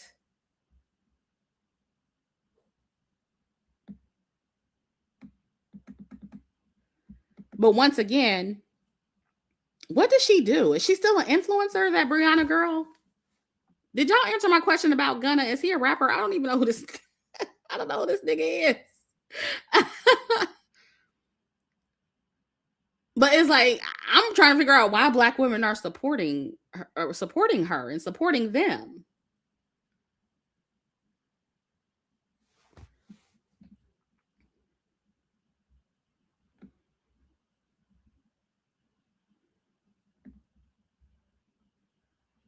Yeah, I have heard about what's going on with Jackie.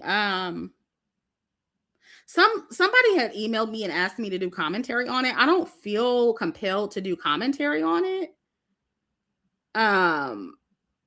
But you know, I see both sides of the argument. I think if I were Jackie, I wouldn't have promoted, what's his name? Patrick Ta. I wouldn't have promoted his products for the sake of my brand and for the sake of me being a Black woman. You know, if it's true that because I don't know too much about Patrick, I will say I don't have any of his products or anything. But apparently Patrick, you know, is stealing from, he stole from Painted by Esther. He stole her concept, her blush concept or whatever. And he's selling like a blush kit or something. I don't know too much about it because I'm not into that blush look, y'all. I think some of those blush looks are horrible, and not just on Black women, but women in general. I think it's that blush blindness thing is real. I don't like that overly blushed makeup look at all. So you won't catch me buying any of the shit. But you know, if he was stealing from Jackie Aine or from Painted by Esther, that's fucked up. And I know if I was Jackie, I probably wouldn't have done that. But I also get what she's saying. Like, she doesn't have to speak up about, you know, everything either. You know what I mean? Like, but it's like, girl, you could have just ignored it all, you know? Like, if I were in Jackie's shoes, you know, I probably just wouldn't have promoted Patrick. I wouldn't have said anything about the Painted Esther situation. And I would have just been silent on it, you know? That's how I would have handled it strategically, you know? But you know, I'm not Jackie girl, so. Ophelia says, thoughts on the Is God Is film discourse. Black men on Twitter were furious about Black men being the villain in it compared to the Color Purple's Mr. Oh, girl. Get over it. I may do a deep dive about that, like a pre-recorded video about that. I really haven't gathered all my thoughts about it because I haven't seen all of the discourse. But girl, I don't give a fuck about Black men's outrage. It sounds like a movie that's based on true events, so it is what it is. And I don't think it's actually based on a true story, but you know. Or is it? Is it based on a true story? I don't know.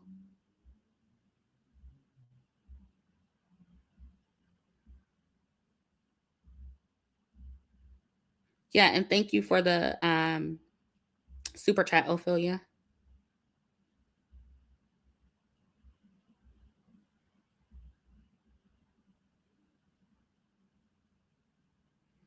Okay, so Boho says Patrick Ta is known for not paying Black makeup content creators. Yeah, see, I didn't know anything about him really. Really, I didn't. But yeah, I'm gonna watch. I'm probably gonna, because I still have to watch the God Is, what is it? Is God Is trailer.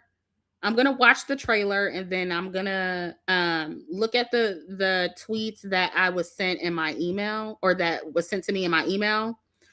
And then I may talk about it either in a pre-recorded video or a live stream, another live stream, and kind of give my full thoughts on it. But one thing I will say, because I saw somebody say that, and I think this was in a screenshot of one of the comments that was sent to me, but I saw somebody say that the Is God Is movie is no different from Sinners, where the twins, because remember the twins in Sinners unalived their father because their father was abusive to the mother. And so they were comparing it to the storyline of Is God Is. And they were like, Black men didn't care about Sinners, so why do they care about this? Which I 100% agree. But what I will say, yeah, I'll probably talk about it again. I'm gonna watch the movie, but these are just my preliminary thoughts, okay? What I want Black women to understand is that y'all need to be a little bit more strategic with your movies and your promotion, okay? What Black men got right with Sinners, they still made the Black men in the movie very desirable, okay? And this is important. I know y'all don't think it is, okay? But it is. It's important, okay? They also didn't center the movie around, and don't get me wrong, I think it's okay for Black women to center a movie around femicide. That's perfectly fine. It doesn't have to be, a beauty contest or a beauty pageant in a movie. That's not what I'm suggesting, right? But if it's going to be something surrounded around trauma and you want to grab people's attention and get them to watch the movie, you got to play the game that Black men are playing. You got to be a little bit more strategic about it. And you have to put in elements of the movie that make you more desirable. And maybe I'll feel different when I watch the movie, but it doesn't seem like that is what is happening in the Is God Is movie.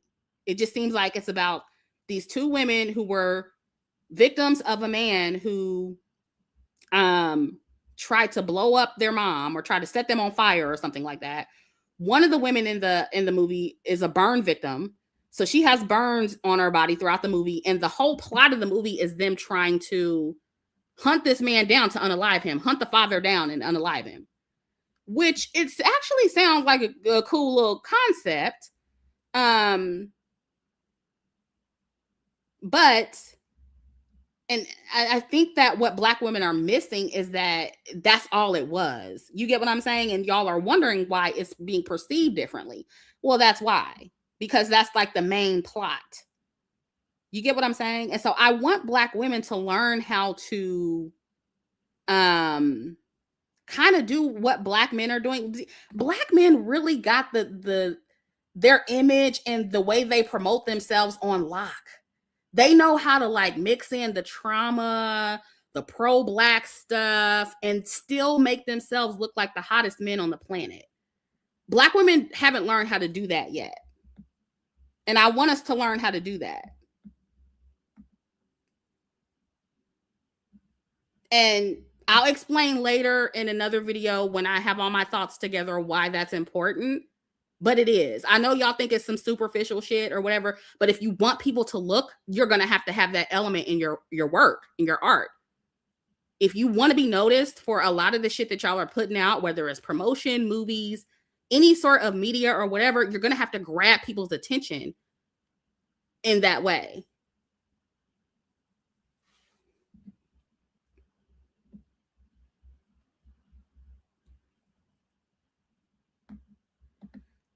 Okay, so I was right about my assumption then. Miss Concrete Rose says, yeah, it's a dope movie, but the desirability piece was lacking.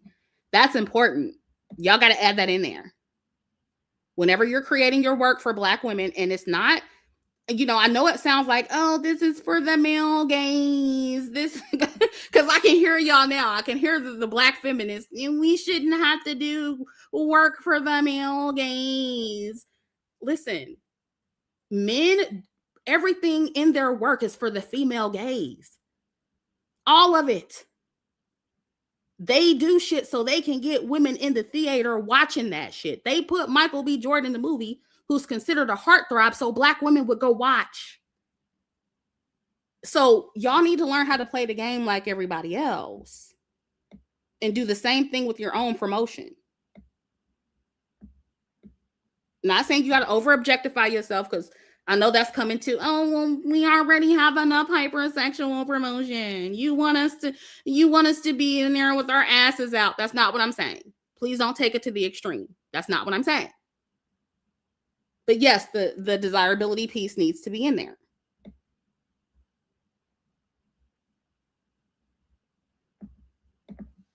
Okay, I agree. Yes, that's more that we can use. I can work with that. We can use that as an example. We need Pam Grier type of dark Black women. Yeah, minus the Black exploitation. Okay, minus the Black exploitation films. Yeah, but I get the point that you're making. Absolutely.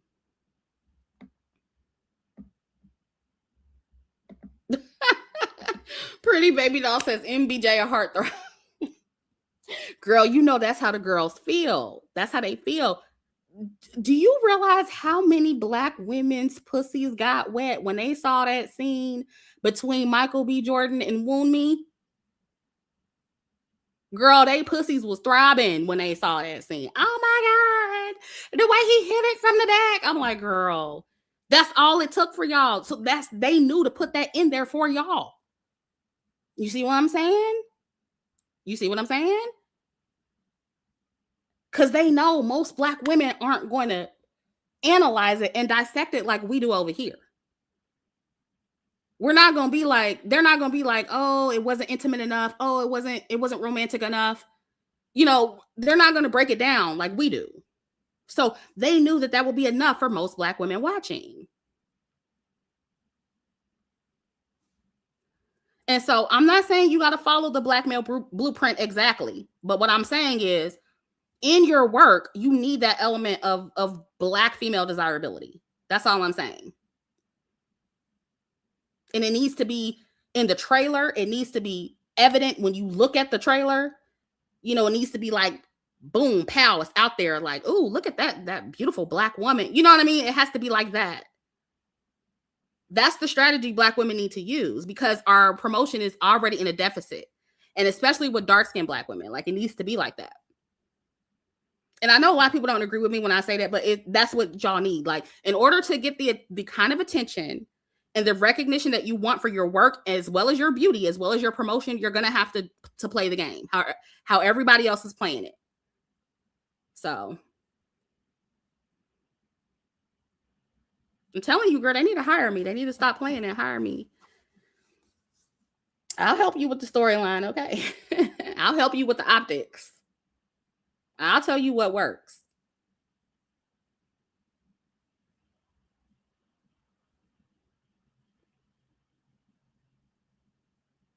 Yeah, who was that? Who's that? Wait, I missed the comment. See Me Run says, I'm a screenwriter. I would love to know more ideas of desirability, especially for dark-skinned ladies like us. You know what? I actually, a long time ago, I put together like it was kind of set up like a quiz where it would be like how to know if something was corrective promotion. And it had like all the elements you would need for dark-skinned black women specifically to be correctively promoted. And it gave a score at the end. But girl, I knew I would be canceled for that. Maybe I should actually do that. Like, again, I don't know, girl. That's a little controversial. Because the stuff on there, I know black women would be like, are you saying that we can't have this in our promotion? Like, I don't feel like hearing it. But listen, if you want the truth, I can give it to you. And like I always do. I mean, you can see it throughout my videos. But if I were to actually make a list of everything that would qualify for perfect corrective promotion of dark-skinned women, y'all would be mad. Everybody would be mad. But, you know, if you have an idea, See Me Run, and you want to run it past me, I can give you some tips if you want that as a screenwriter. I can give you that. Just email me. AskChrissy@gmail.com.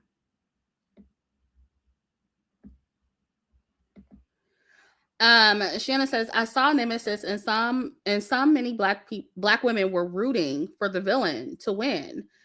Was crazy. All because he fine and chocolate. Girl. That's what I'm saying.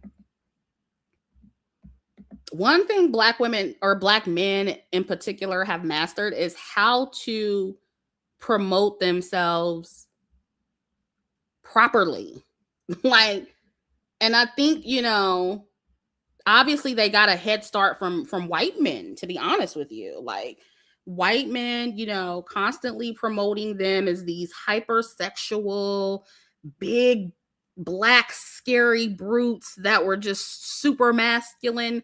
I don't think they intended for women to be, you know, attracted to that, or to become attracted to that. But I think that helped them a lot with their image. And so they kind of got a head start with that, and they kind of just been running with it ever since. And it's not to say that it's not harmful as well. You know, the hypermasculine thing, that it goes both ways. But I think for the most part, Black men have definitely benefited off of that promotion and that stereotype of being hypermasculine.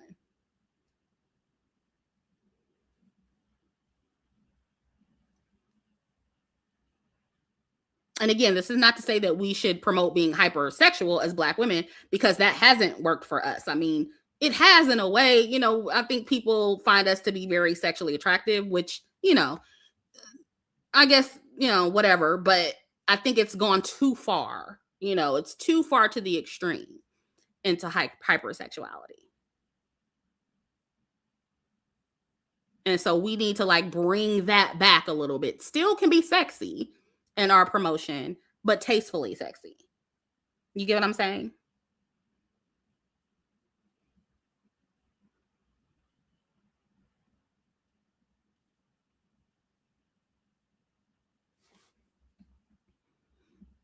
That is so true. Miss New Senior says they can start. Oh no, wait, that wasn't you. Sorry, that wasn't the comment I meant to read. Lace Front says they have benefited, and the crazy part is most of them ain't even masculine no more. The irony, yes, and a lot of them were they never were as hyper masculine as they seemed. So this is just, it's very interesting.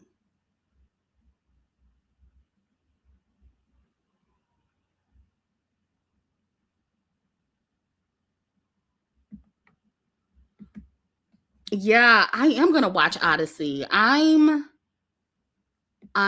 just want to know how they're gonna do Lupita. I want to see it just to see how they're gonna promote her.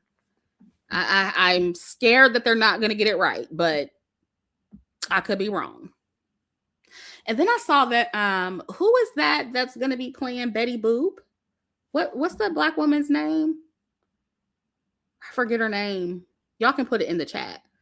But apparently a Betty Boop movie is coming out, and a Black woman is going to play Betty Boop, which I am excited about that. I hope they get it right, though. I hope they get it right. Quinta, yes. Thank you. Quinta Brunson, that's her name. And she has the perfect eyes to play Betty Boop. Like, she has those perfect big doe eyes. Like, oh my God. If they fuck this up, I'm going to be so mad. Because there's so much they can do with that. They can dress her up so well, and it can go over really well if they do it right.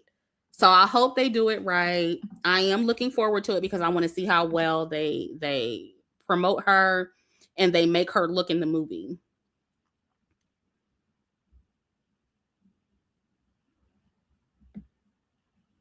Yeah, she does already give Betty Boop. She does.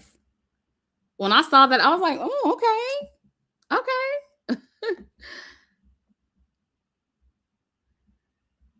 Yeah, that's what I was gonna say. I thought Betty Boop was originally based on a Black woman. Yeah.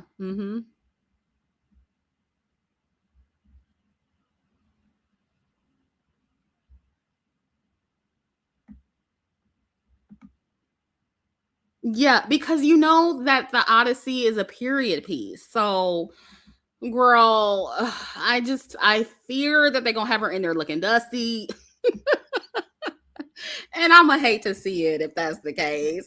I get it though. I get it. Like, I get it. Okay. I know she's not gonna be in full on glam, but you know, if she's Helen of Troy, right? And she's supposed to be the most beautiful woman in the world, okay? I don't want her in there looking dusty. I'm sorry, I don't. And listen, if all you can do is like put Black women and specifically dark skinned women in these dusty looking roles, we don't want them. I don't care if it's a period piece or not. We don't want it. I'm sorry, we don't. We don't. But I could be wrong. So I'm going to watch it. I'm going to approach it with an open mind. It might surprise me. And then also, you know, I don't know. They might have everybody else in there looking dusty too. Zendaya, who else? Who else is in? I forget who else. I don't know. I might be pleasantly surprised. Y'all know I'm a little hard to please in this area, when it comes to Black female representation. So, I don't know.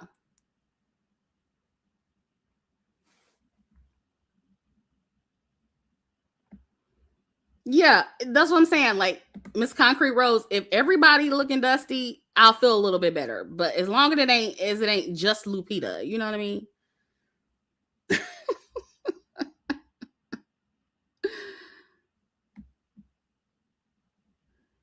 Yeah, I don't know when it's coming out. I have no idea. Somebody said something about Oshun. Like, I wish somebody would like bring that character to life. Like, have dark skinned Black women in some Black African goddess roles. Like, but I've said before, it's gonna take Black people to create that. It's gonna take Black people to create a story that centers around our mythical characters. You get what I'm saying? You can't expect white people to do that. And then honestly, I don't even know if Black people would do it right. You know what I mean? Like, girl, oh, it's just like they always drop the ball when it comes to promoting dark skinned Black women specifically. They never get it all the way right, unfortunately. And I hate that for us.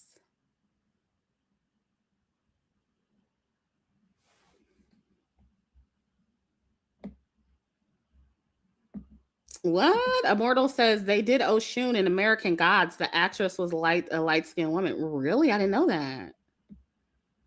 That is interesting. Not surprising though.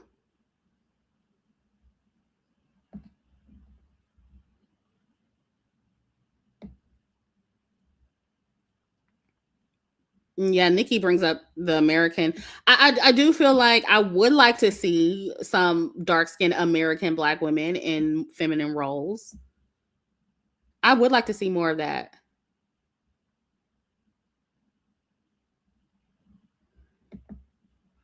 Yeah, Liquid Sunshine says it definitely needs to be written by a woman to start with. Yeah, and a woman who is familiar with these conversations, a woman who is specifically familiar with these discussions, a Black woman who's woke, like really the real definition of woke, not the fake definition, not pro Black woke, okay? But BWE woke, you know what I mean?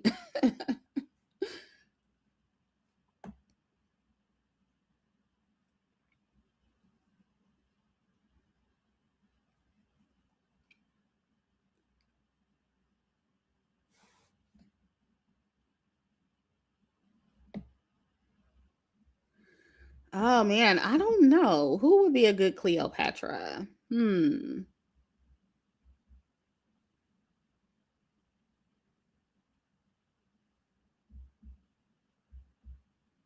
that's crazy.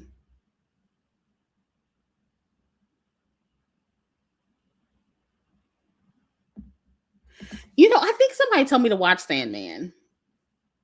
And see, that's another thing too. Like, I don't watch a lot of these shows because I'm usually always disappointed, but maybe I should check out the Sandman. Maybe I'll do that.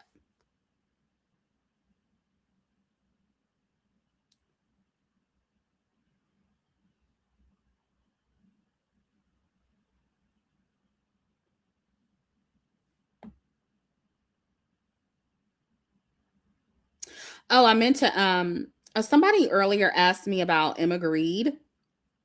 And I didn't weigh in on that situation at the time because it was just I first of all, I didn't feel that invested. And let me back up. If you aren't aware of what happened, Emma Grede, who is a very successful businesswoman, she's the co-founder of Skims, which is Kim Kardashian's brand. She was criticized for saying on Keke Palmer's show that remote jobs were a career killer for women. And of course, Black women responded saying that there are real systemic barriers for women in the workplace and specifically Black women. And basically the argument was like, well, even if we show up, that doesn't necessarily mean that we're going to move up the ranks. And they pointed out the fact that Emma was speaking from a place of enormous privilege because, first of all, she got much of her success from her white husband, whom I think she married at the age of 23 or something like that. And he invested millions of dollars in her business. And she's also mixed race. So that also gave her a leg up. And, I do agree with the black women who were calling that out. Like, if you're going to go on a black woman show who has a predominantly black woman audience and talk about what it takes to move up the corporate ladder, you can't skip over the isms, especially considering that is it 600,000 black women who lost their jobs now since 2025? Yeah, it's tone deaf. It's tone deaf and you look out of touch, right? And so you can't skip over all the reasons why you got to where you're at. It's just not because you showed up at the office in person. It's because you married a rich white man and you're racially ambiguous. Like those two things played a factor. And of course, most women in her position aren't going to say that because it isn't politically correct to say. So instead, they're going to, tiptoe around it and kind of send dog whistles and kind of, go around it, right? But in this current climate, if you can't say it outright, then it's best just not to speak on the topic at all. And my opinion is this, like, if we're going to have the conversation, I would rather hear a mixed woman, black women, mixed with women of color. I would rather them explicitly speak on using white men. This is going to sound really bad, but this is just what I think, right? If you're going to have the conversation, I would rather you speak on using white men or getting their assistance to level up whenever you're in the position to do so, because that's the world that we live in. And see, that's the part of the conversation where I part ways with most black women who were having this discussion, because even though I understand the point that black women were making about, how all oppressive systems need to be destroyed and that's the only solution, I understand that the system also will not be destroyed anytime soon, right? So in the meantime, while black women have to navigate these systems, and especially patriarchy and capitalism, I absolutely think that we should be as strategic as possible. And that means networking with white people, befriending white people, or even marrying a white man to get ahead. It is what it is. Okay, period. And I realize that mixed race women like Emma, they'll have more opportunity to do that than unambiguous dark-skinned black women. I'm not delusional. I'm not saying that every black woman, every dark-skinned woman can go out here and do what she did, but not every mixed woman can do what she did either. Her situation is incredibly rare, right? But I do know that mixed race women, because of their proximity to whiteness, they can do that easier than we can. But that doesn't automatically mean that it's impossible for us to do either. And I'm just going to say, I see black women, especially today, I see black women more than ever dating white men. I mean, I'll be out and about just doing random stuff and I'll see a black woman with a white man. And, because of where I'm at, because of the areas that I frequent, these don't be like no broke white men. Like they be looking like they got a little coin. Right? So, and I'm talking about dark-skinned black women who look like me.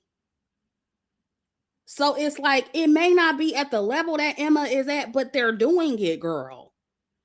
So while I completely understand where black women are coming from or were coming from in that discussion, I also completely understand what Emma was trying to say as well, And even though she's mixed, black women can be successful using a similar strategy that she did. And they have been successful. So, it's 2026, y'all. You got to jump in the game to win. You get what I mean? And so I kind of wish that women like Emma, if you gonna tell it all. Like, be like, yeah, girl, and my white man helped me too. So if you gonna get a white man that can help you. But I don't know. That's not politically correct to say. So she couldn't say that. But, that was my whole view of the situation. And it's an extremely unpopular opinion. So I didn't feel like being dragged, which is why I didn't make a video on it. I was like, I feel like I pick and choose my battles. So I kind of set that one out because my opinion was not popular at all, not even a little bit.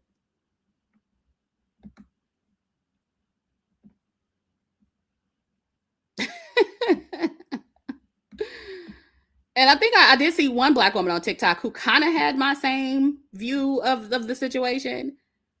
And she was like, girl, and so Black women need to do what Emma did. Like, marry well so you can level up, period. That's the message. And I was like, okay, like that's what I got from this situation.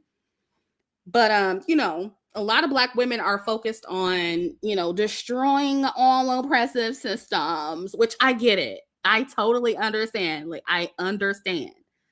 But in the meantime, what are you going to do?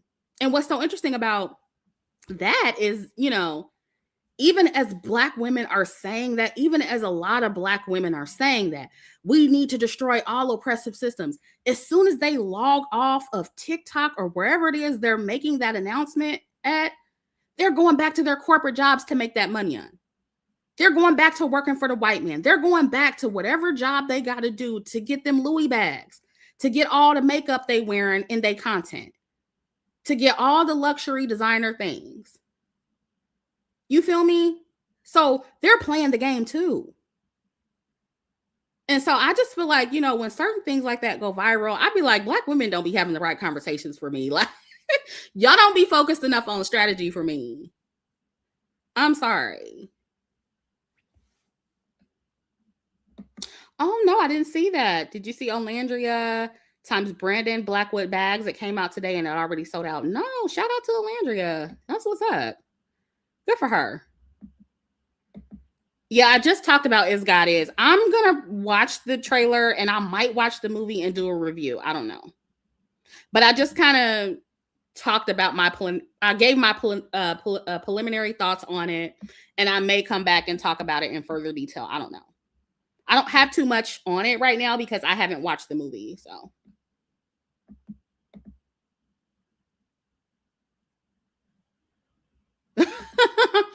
Divested from Planet Earth says Emma's best advice to Black women is to be like Emma's mother. Period. Exactly. Period.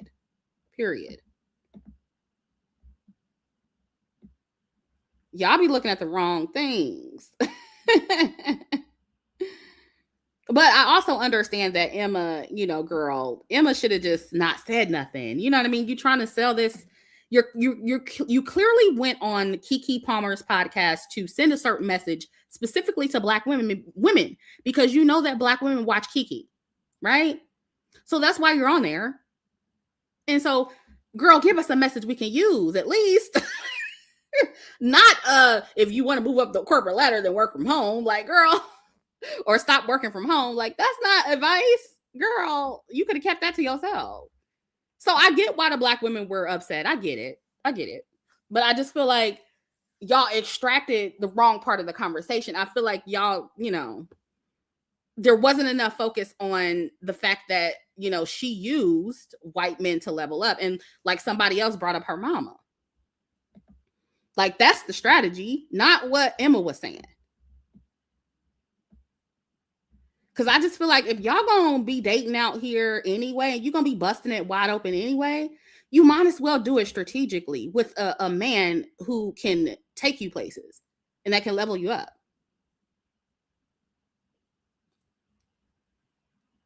I'm not saying sleep around with the men at your job. That's not what I'm saying, because I know y'all like to take it to the extreme. But you get my point. 201 Star says, too many Black women want to overthrow the system, but have no plan for what happens next. Exactly. And I've talked about that before. Like, okay, so what are you going to replace the system with? What are you going to replace patriarchy with? And if it's matriarchy, right? Because that's the argument now. Like, oh, it's a return of the matriarchy and we want a matriarchy. And I don't think y'all know what y'all in for when it comes to that. Because you do know that in matriarchies, there are hierarchies. You do know that. Every woman ain't on the same level in the matriarchy. So you're going to have bitches who you don't like in the matriarchy. There's going to be competition. There's going to be hierarchy. There's going to be rank. Are y'all ready for that? And then also, what the men gonna be doing? They just gonna be your little worker bees, and then how you gonna control them? These big, strong men. How you gonna control that? And then if your idea is to replace the labor that they put into society, and the women are gonna build instead, how many of y'all signing up for that? Because I'm not. I'm not. Okay. I'm not doing the jobs that most men do in this society. I ain't do. You can count Chrissy out. So how many of y'all signing up for that? I just want to know how it's going to work. You know, as somebody who's an INTJ, I need to know the steps. I need to know, how this is going to realistically work, not in theory, but in reality. Not some little, feminist never land, that y'all created from the fucking Bell Hooks book. No, I need to know like how it's going to work on the ground in real life.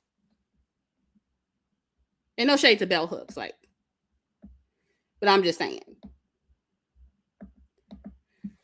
My world says, I literally just said that, Chrissy. Matriarchy women can't even agree on what a woman is. Preach. Preach. Do you have a channel? I think you have a channel, Mark. I'm gonna have to watch some of your content.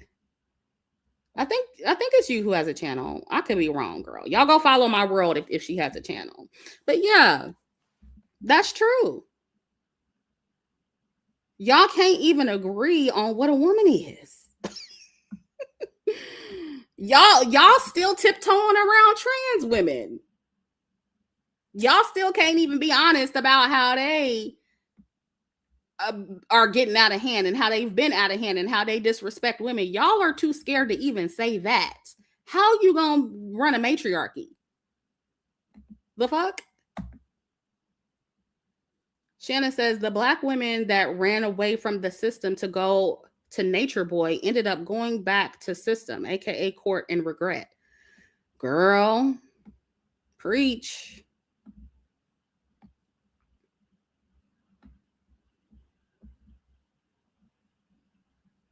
And see, that's the part of the conversation I don't think we talk about enough when it comes to talking about matriarchy. Like, what does that actually look like? And what system is going to replace it? Who's going to run it? What's the hierarchy going to be? Because it can't be we're all the same and we're all equal. No, it's going to have to be a rank. It's going to have to be hierarchy. All women can't do the same exact thing in matriarchy. So I'm not totally against the idea. I just want to know how it's going to work. Y'all need to let me know how it's going to work.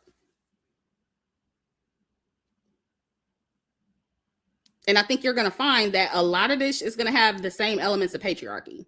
Now, is it going to be safer for women? I think so. Like, that's really undeniable or undebatable or whatever. That's not debatable. But, well, I don't know. I wouldn't think it would be as violent because I don't think women are inherently as violent as men. So I definitely think it would be safer. But a lot of y'all stuff that y'all be, I'm like, okay, y'all gonna find out real quick. Like, it don't matter if it's a patriarchy or not, y'all. Women are still gonna compete with each other. With no men in the room, women are gonna compete. You can't, like, that's not a patriarchal thing. That's a human thing.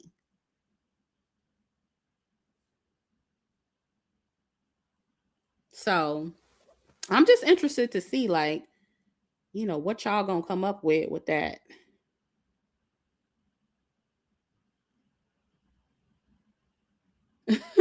My world says feminist theorists live in theory, nothing applicable to the real world. And thank you. Yes, I do. Yeah. Shout out to my world.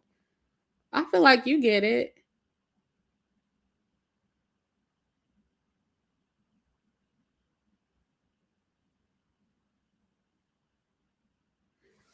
And then that's another thing, right? Because D. Gerald Harris says, do you want to establish a black woman's supremacy? Because I think that a lot of feminists, that's what they try to get away from. They don't like the idea of hierarchy. They don't like the idea of supremacy. But if in a matriarchy, doesn't that mean that women run things? So it's like that automatically creates a hierarchy, right? That's going to automatically mean that men are going to be beneath you, right? And I'm just saying, if you don't want to sign up for that, what makes you think men are going to sign up for it? I want to know how y'all going to control the men in the matriarchy. I need to know the details, girl. How y'all going to control these grown ass men? How exactly do you propose that women overthrow the current system? I don't want a theoretical answer. I want a real answer. Like, what's going to replace the labor that they put in? And again, if women are going to do it, who going to sign up? I mean, I don't know. I know there are women who are in like laborious fields and stuff. So I'm not saying there will be zero women that are willing to do it. But it's just the little things. Like, for example, y'all know I live in a high rise. And, you know, at any random moment, you can look out there and just see the window washers. I never see a woman. I always see a man with his big ass face in my window, washing my window. And I'm like, oh shit, I didn't know they were coming today. I'm walking out the room half naked. I got to close the door real quick because there's this strange man hanging outside of my window, washing my window. I'm telling you now, I'm not doing that shit.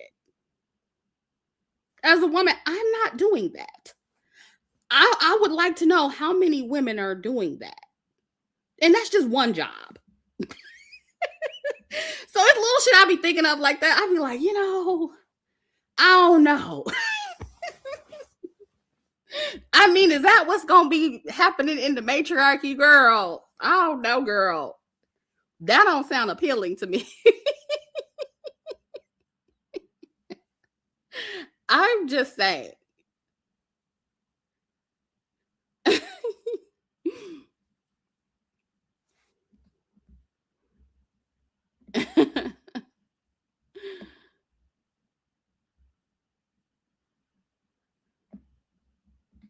Okay, that's the thing, Haley. You're saying that who said women have to do. Oh wait, oops. Hold on, open my thing. You're saying that who said women would have to do the labor. I think that would be expected, right? Because men aren't going to do that kind of thing without incentive. And the incentive that a lot of men have in the patriarchy is that they get control. And so without that control, what do you think? How many men do you think are going to sign up for that? And see, this is what I mean by thinking outside of theory. You got to think about it realistically. No. I am so done with y'all. Emily said, leave it to the studs. Girl, I don't even think the studs would want to do it. They still women. Girl, I am weak. That shit is hilarious. And I don't know. Maybe women need to be conditioned. Is that the idea of the girls who want patriarchy? Women need to be reconditioned into doing the jobs that quote unquote men do. Girl, I'm not conditioned enough. I don't think I can be reconditioned.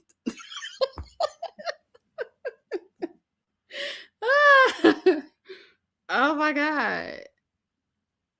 And that's another thing, right? Even the men don't want to do it, y'all. So what makes you think that? Because somebody mentioned earlier about the lack of testosterone in the men today. The men don't even want to do it now. So what makes you think the women gonna want to do it? Nobody wants to do them jobs.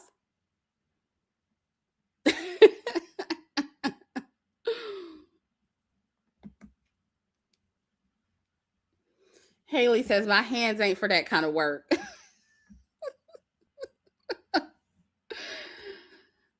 No, I mean, seriously though, y'all, I would like to know like what the girls, who really like the staunch feminists who are for, matriarchy and replacing patriarchy with patriarchy. I would like to know the plan. The realistic plan, not the theoretical plan, the realistic plan. In all seriousness, I would like to know what the plan is, because I'm sure they got a plan, right? Or do they not?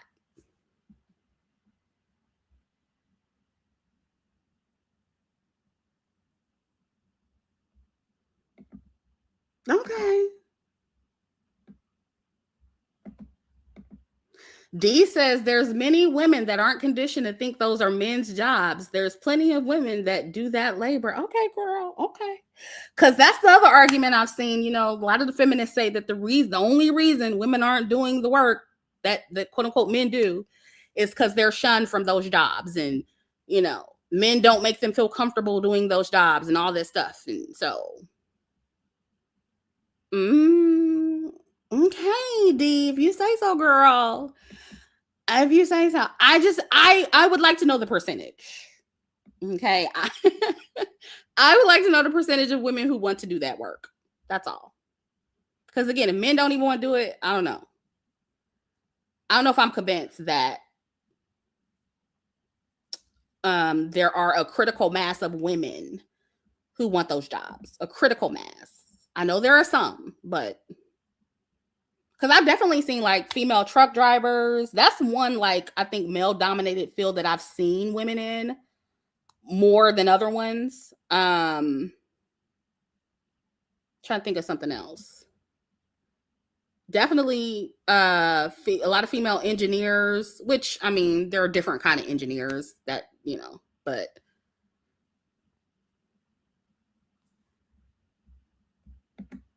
yeah, I've heard that too. 201 Star says women join but get harassed until they're forced to quit. I've heard about that too.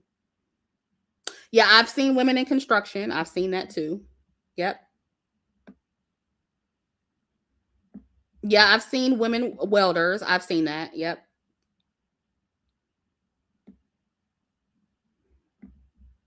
Okay. Boho says I've seen a few female mechanics. Do I know any female mechanics? No, I don't.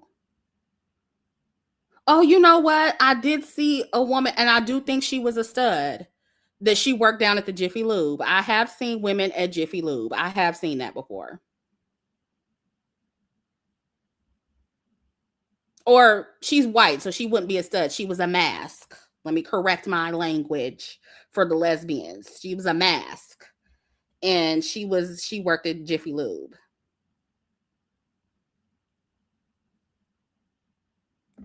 Lexiana, I'm trying to be serious.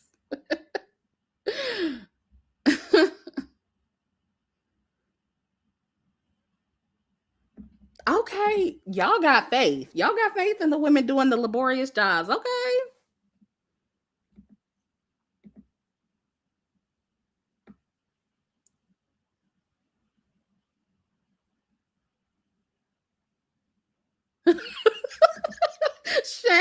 Shane says so it's settled. The studs and masks will do that kind of labor. I don't know why that's so funny to me. I can't. The way you're assigning it to all the studs and the masks, as if they all want to do that, is that's just wrong. Because I have friends that are studs. They don't want to do that shit either. That is so funny to me. Oh my God. I have a really good stud friend that I do music with, and she is like losing her mind because all the women that she meets want her to be like the man, the quote unquote man in the relationship. And so that's why I said, I mean, obviously this is just one stud. I don't have a bunch of stud friends, so I'm just basing it off her. But like, she's very feminine in the inside. Like, she looks mask on the outside, but she's still very much a woman. And I feel like, you know, a lot of them are like that. I don't know, maybe not all, but she does have masculine tendencies. But girl, she ain't trying to do what men do either. y'all are unhinged. Oh my God. Girl says they said this is for the niggas, the real niggas. And I know that song too. I can't remember who it is, but that's funny as hell. Girl, I thought that too before my friend explained it. No, they don't. A lot of the studs and the masculine lesbians, they don't be wanting to be the men in the relationship for real. They just dress like that. They don't necessarily want to be treated like men.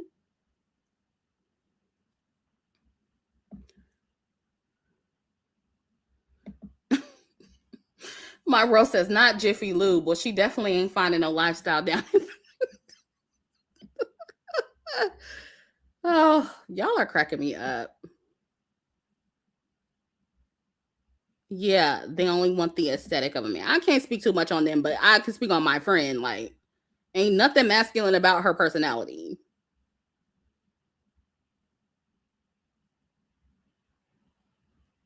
And I mean, she be getting mad because like the girls expect her to pay for everything, and she's like, "I'm not a man," and I'm like, "Oh Lord, that's crazy."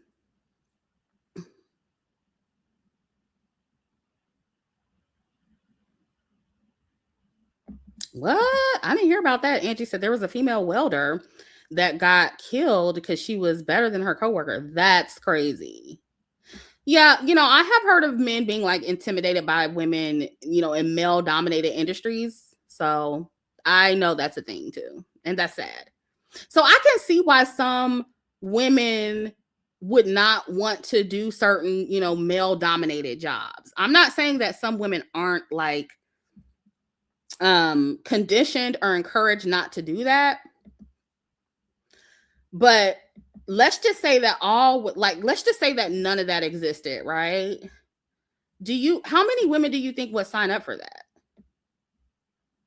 I don't know. Again, maybe it would have to go back to being conditioned that way since birth, without all of the stigmas, without the patriarchy, without that, then see what happens. So maybe that can't be answered, but I'm just saying the women right now, girl, it ain't happening. Not for most of us. Not for most of us.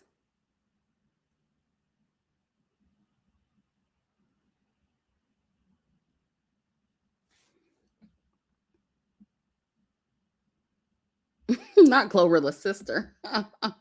She is a trip, ain't she? She going off on everybody. And even her, like, she's a stud, but she's still feminine too.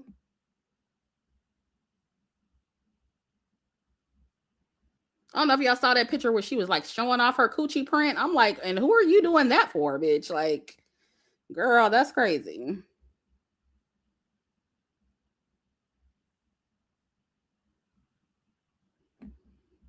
No, I can't. Kay says, please don't underestimate the studs. They be having kids and raising them well. I am done.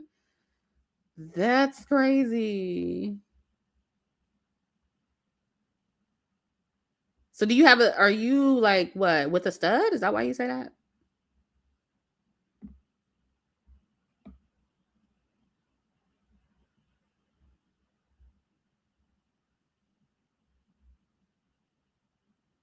Yeah, I did see her in that bust down wig. I was like, okay. She looked just like Glorilla too.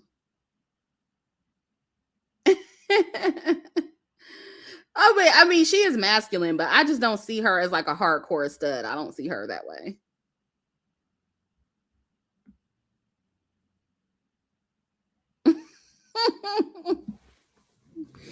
I can imagine that the studs, know how to raise kids good, because a lot of y'all do be like dating single mothers. My friend, that's how she is. Like, she's always with a single mother and then be complaining. I'm like, girl, why don't you just get a lesbian? Why do you keep dating these single mothers who've never been with a woman before? You're their first woman. They think you're going to act like a man. It's just crazy. I don't understand it, but it's not for me to understand, girl. I ain't going to try.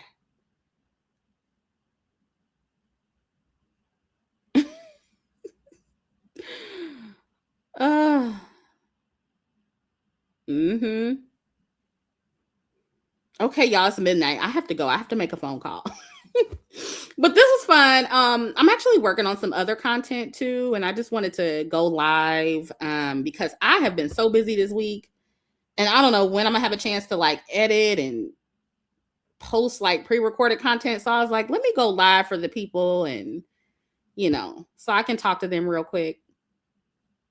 But yeah. More content coming soon. Thank you guys so much for listening. Thank you for subscribing. If you want to hear my exclusive content, the links to join are in the description box. Like, share, and subscribe, and I'll talk to you later. Bye. Love y'all.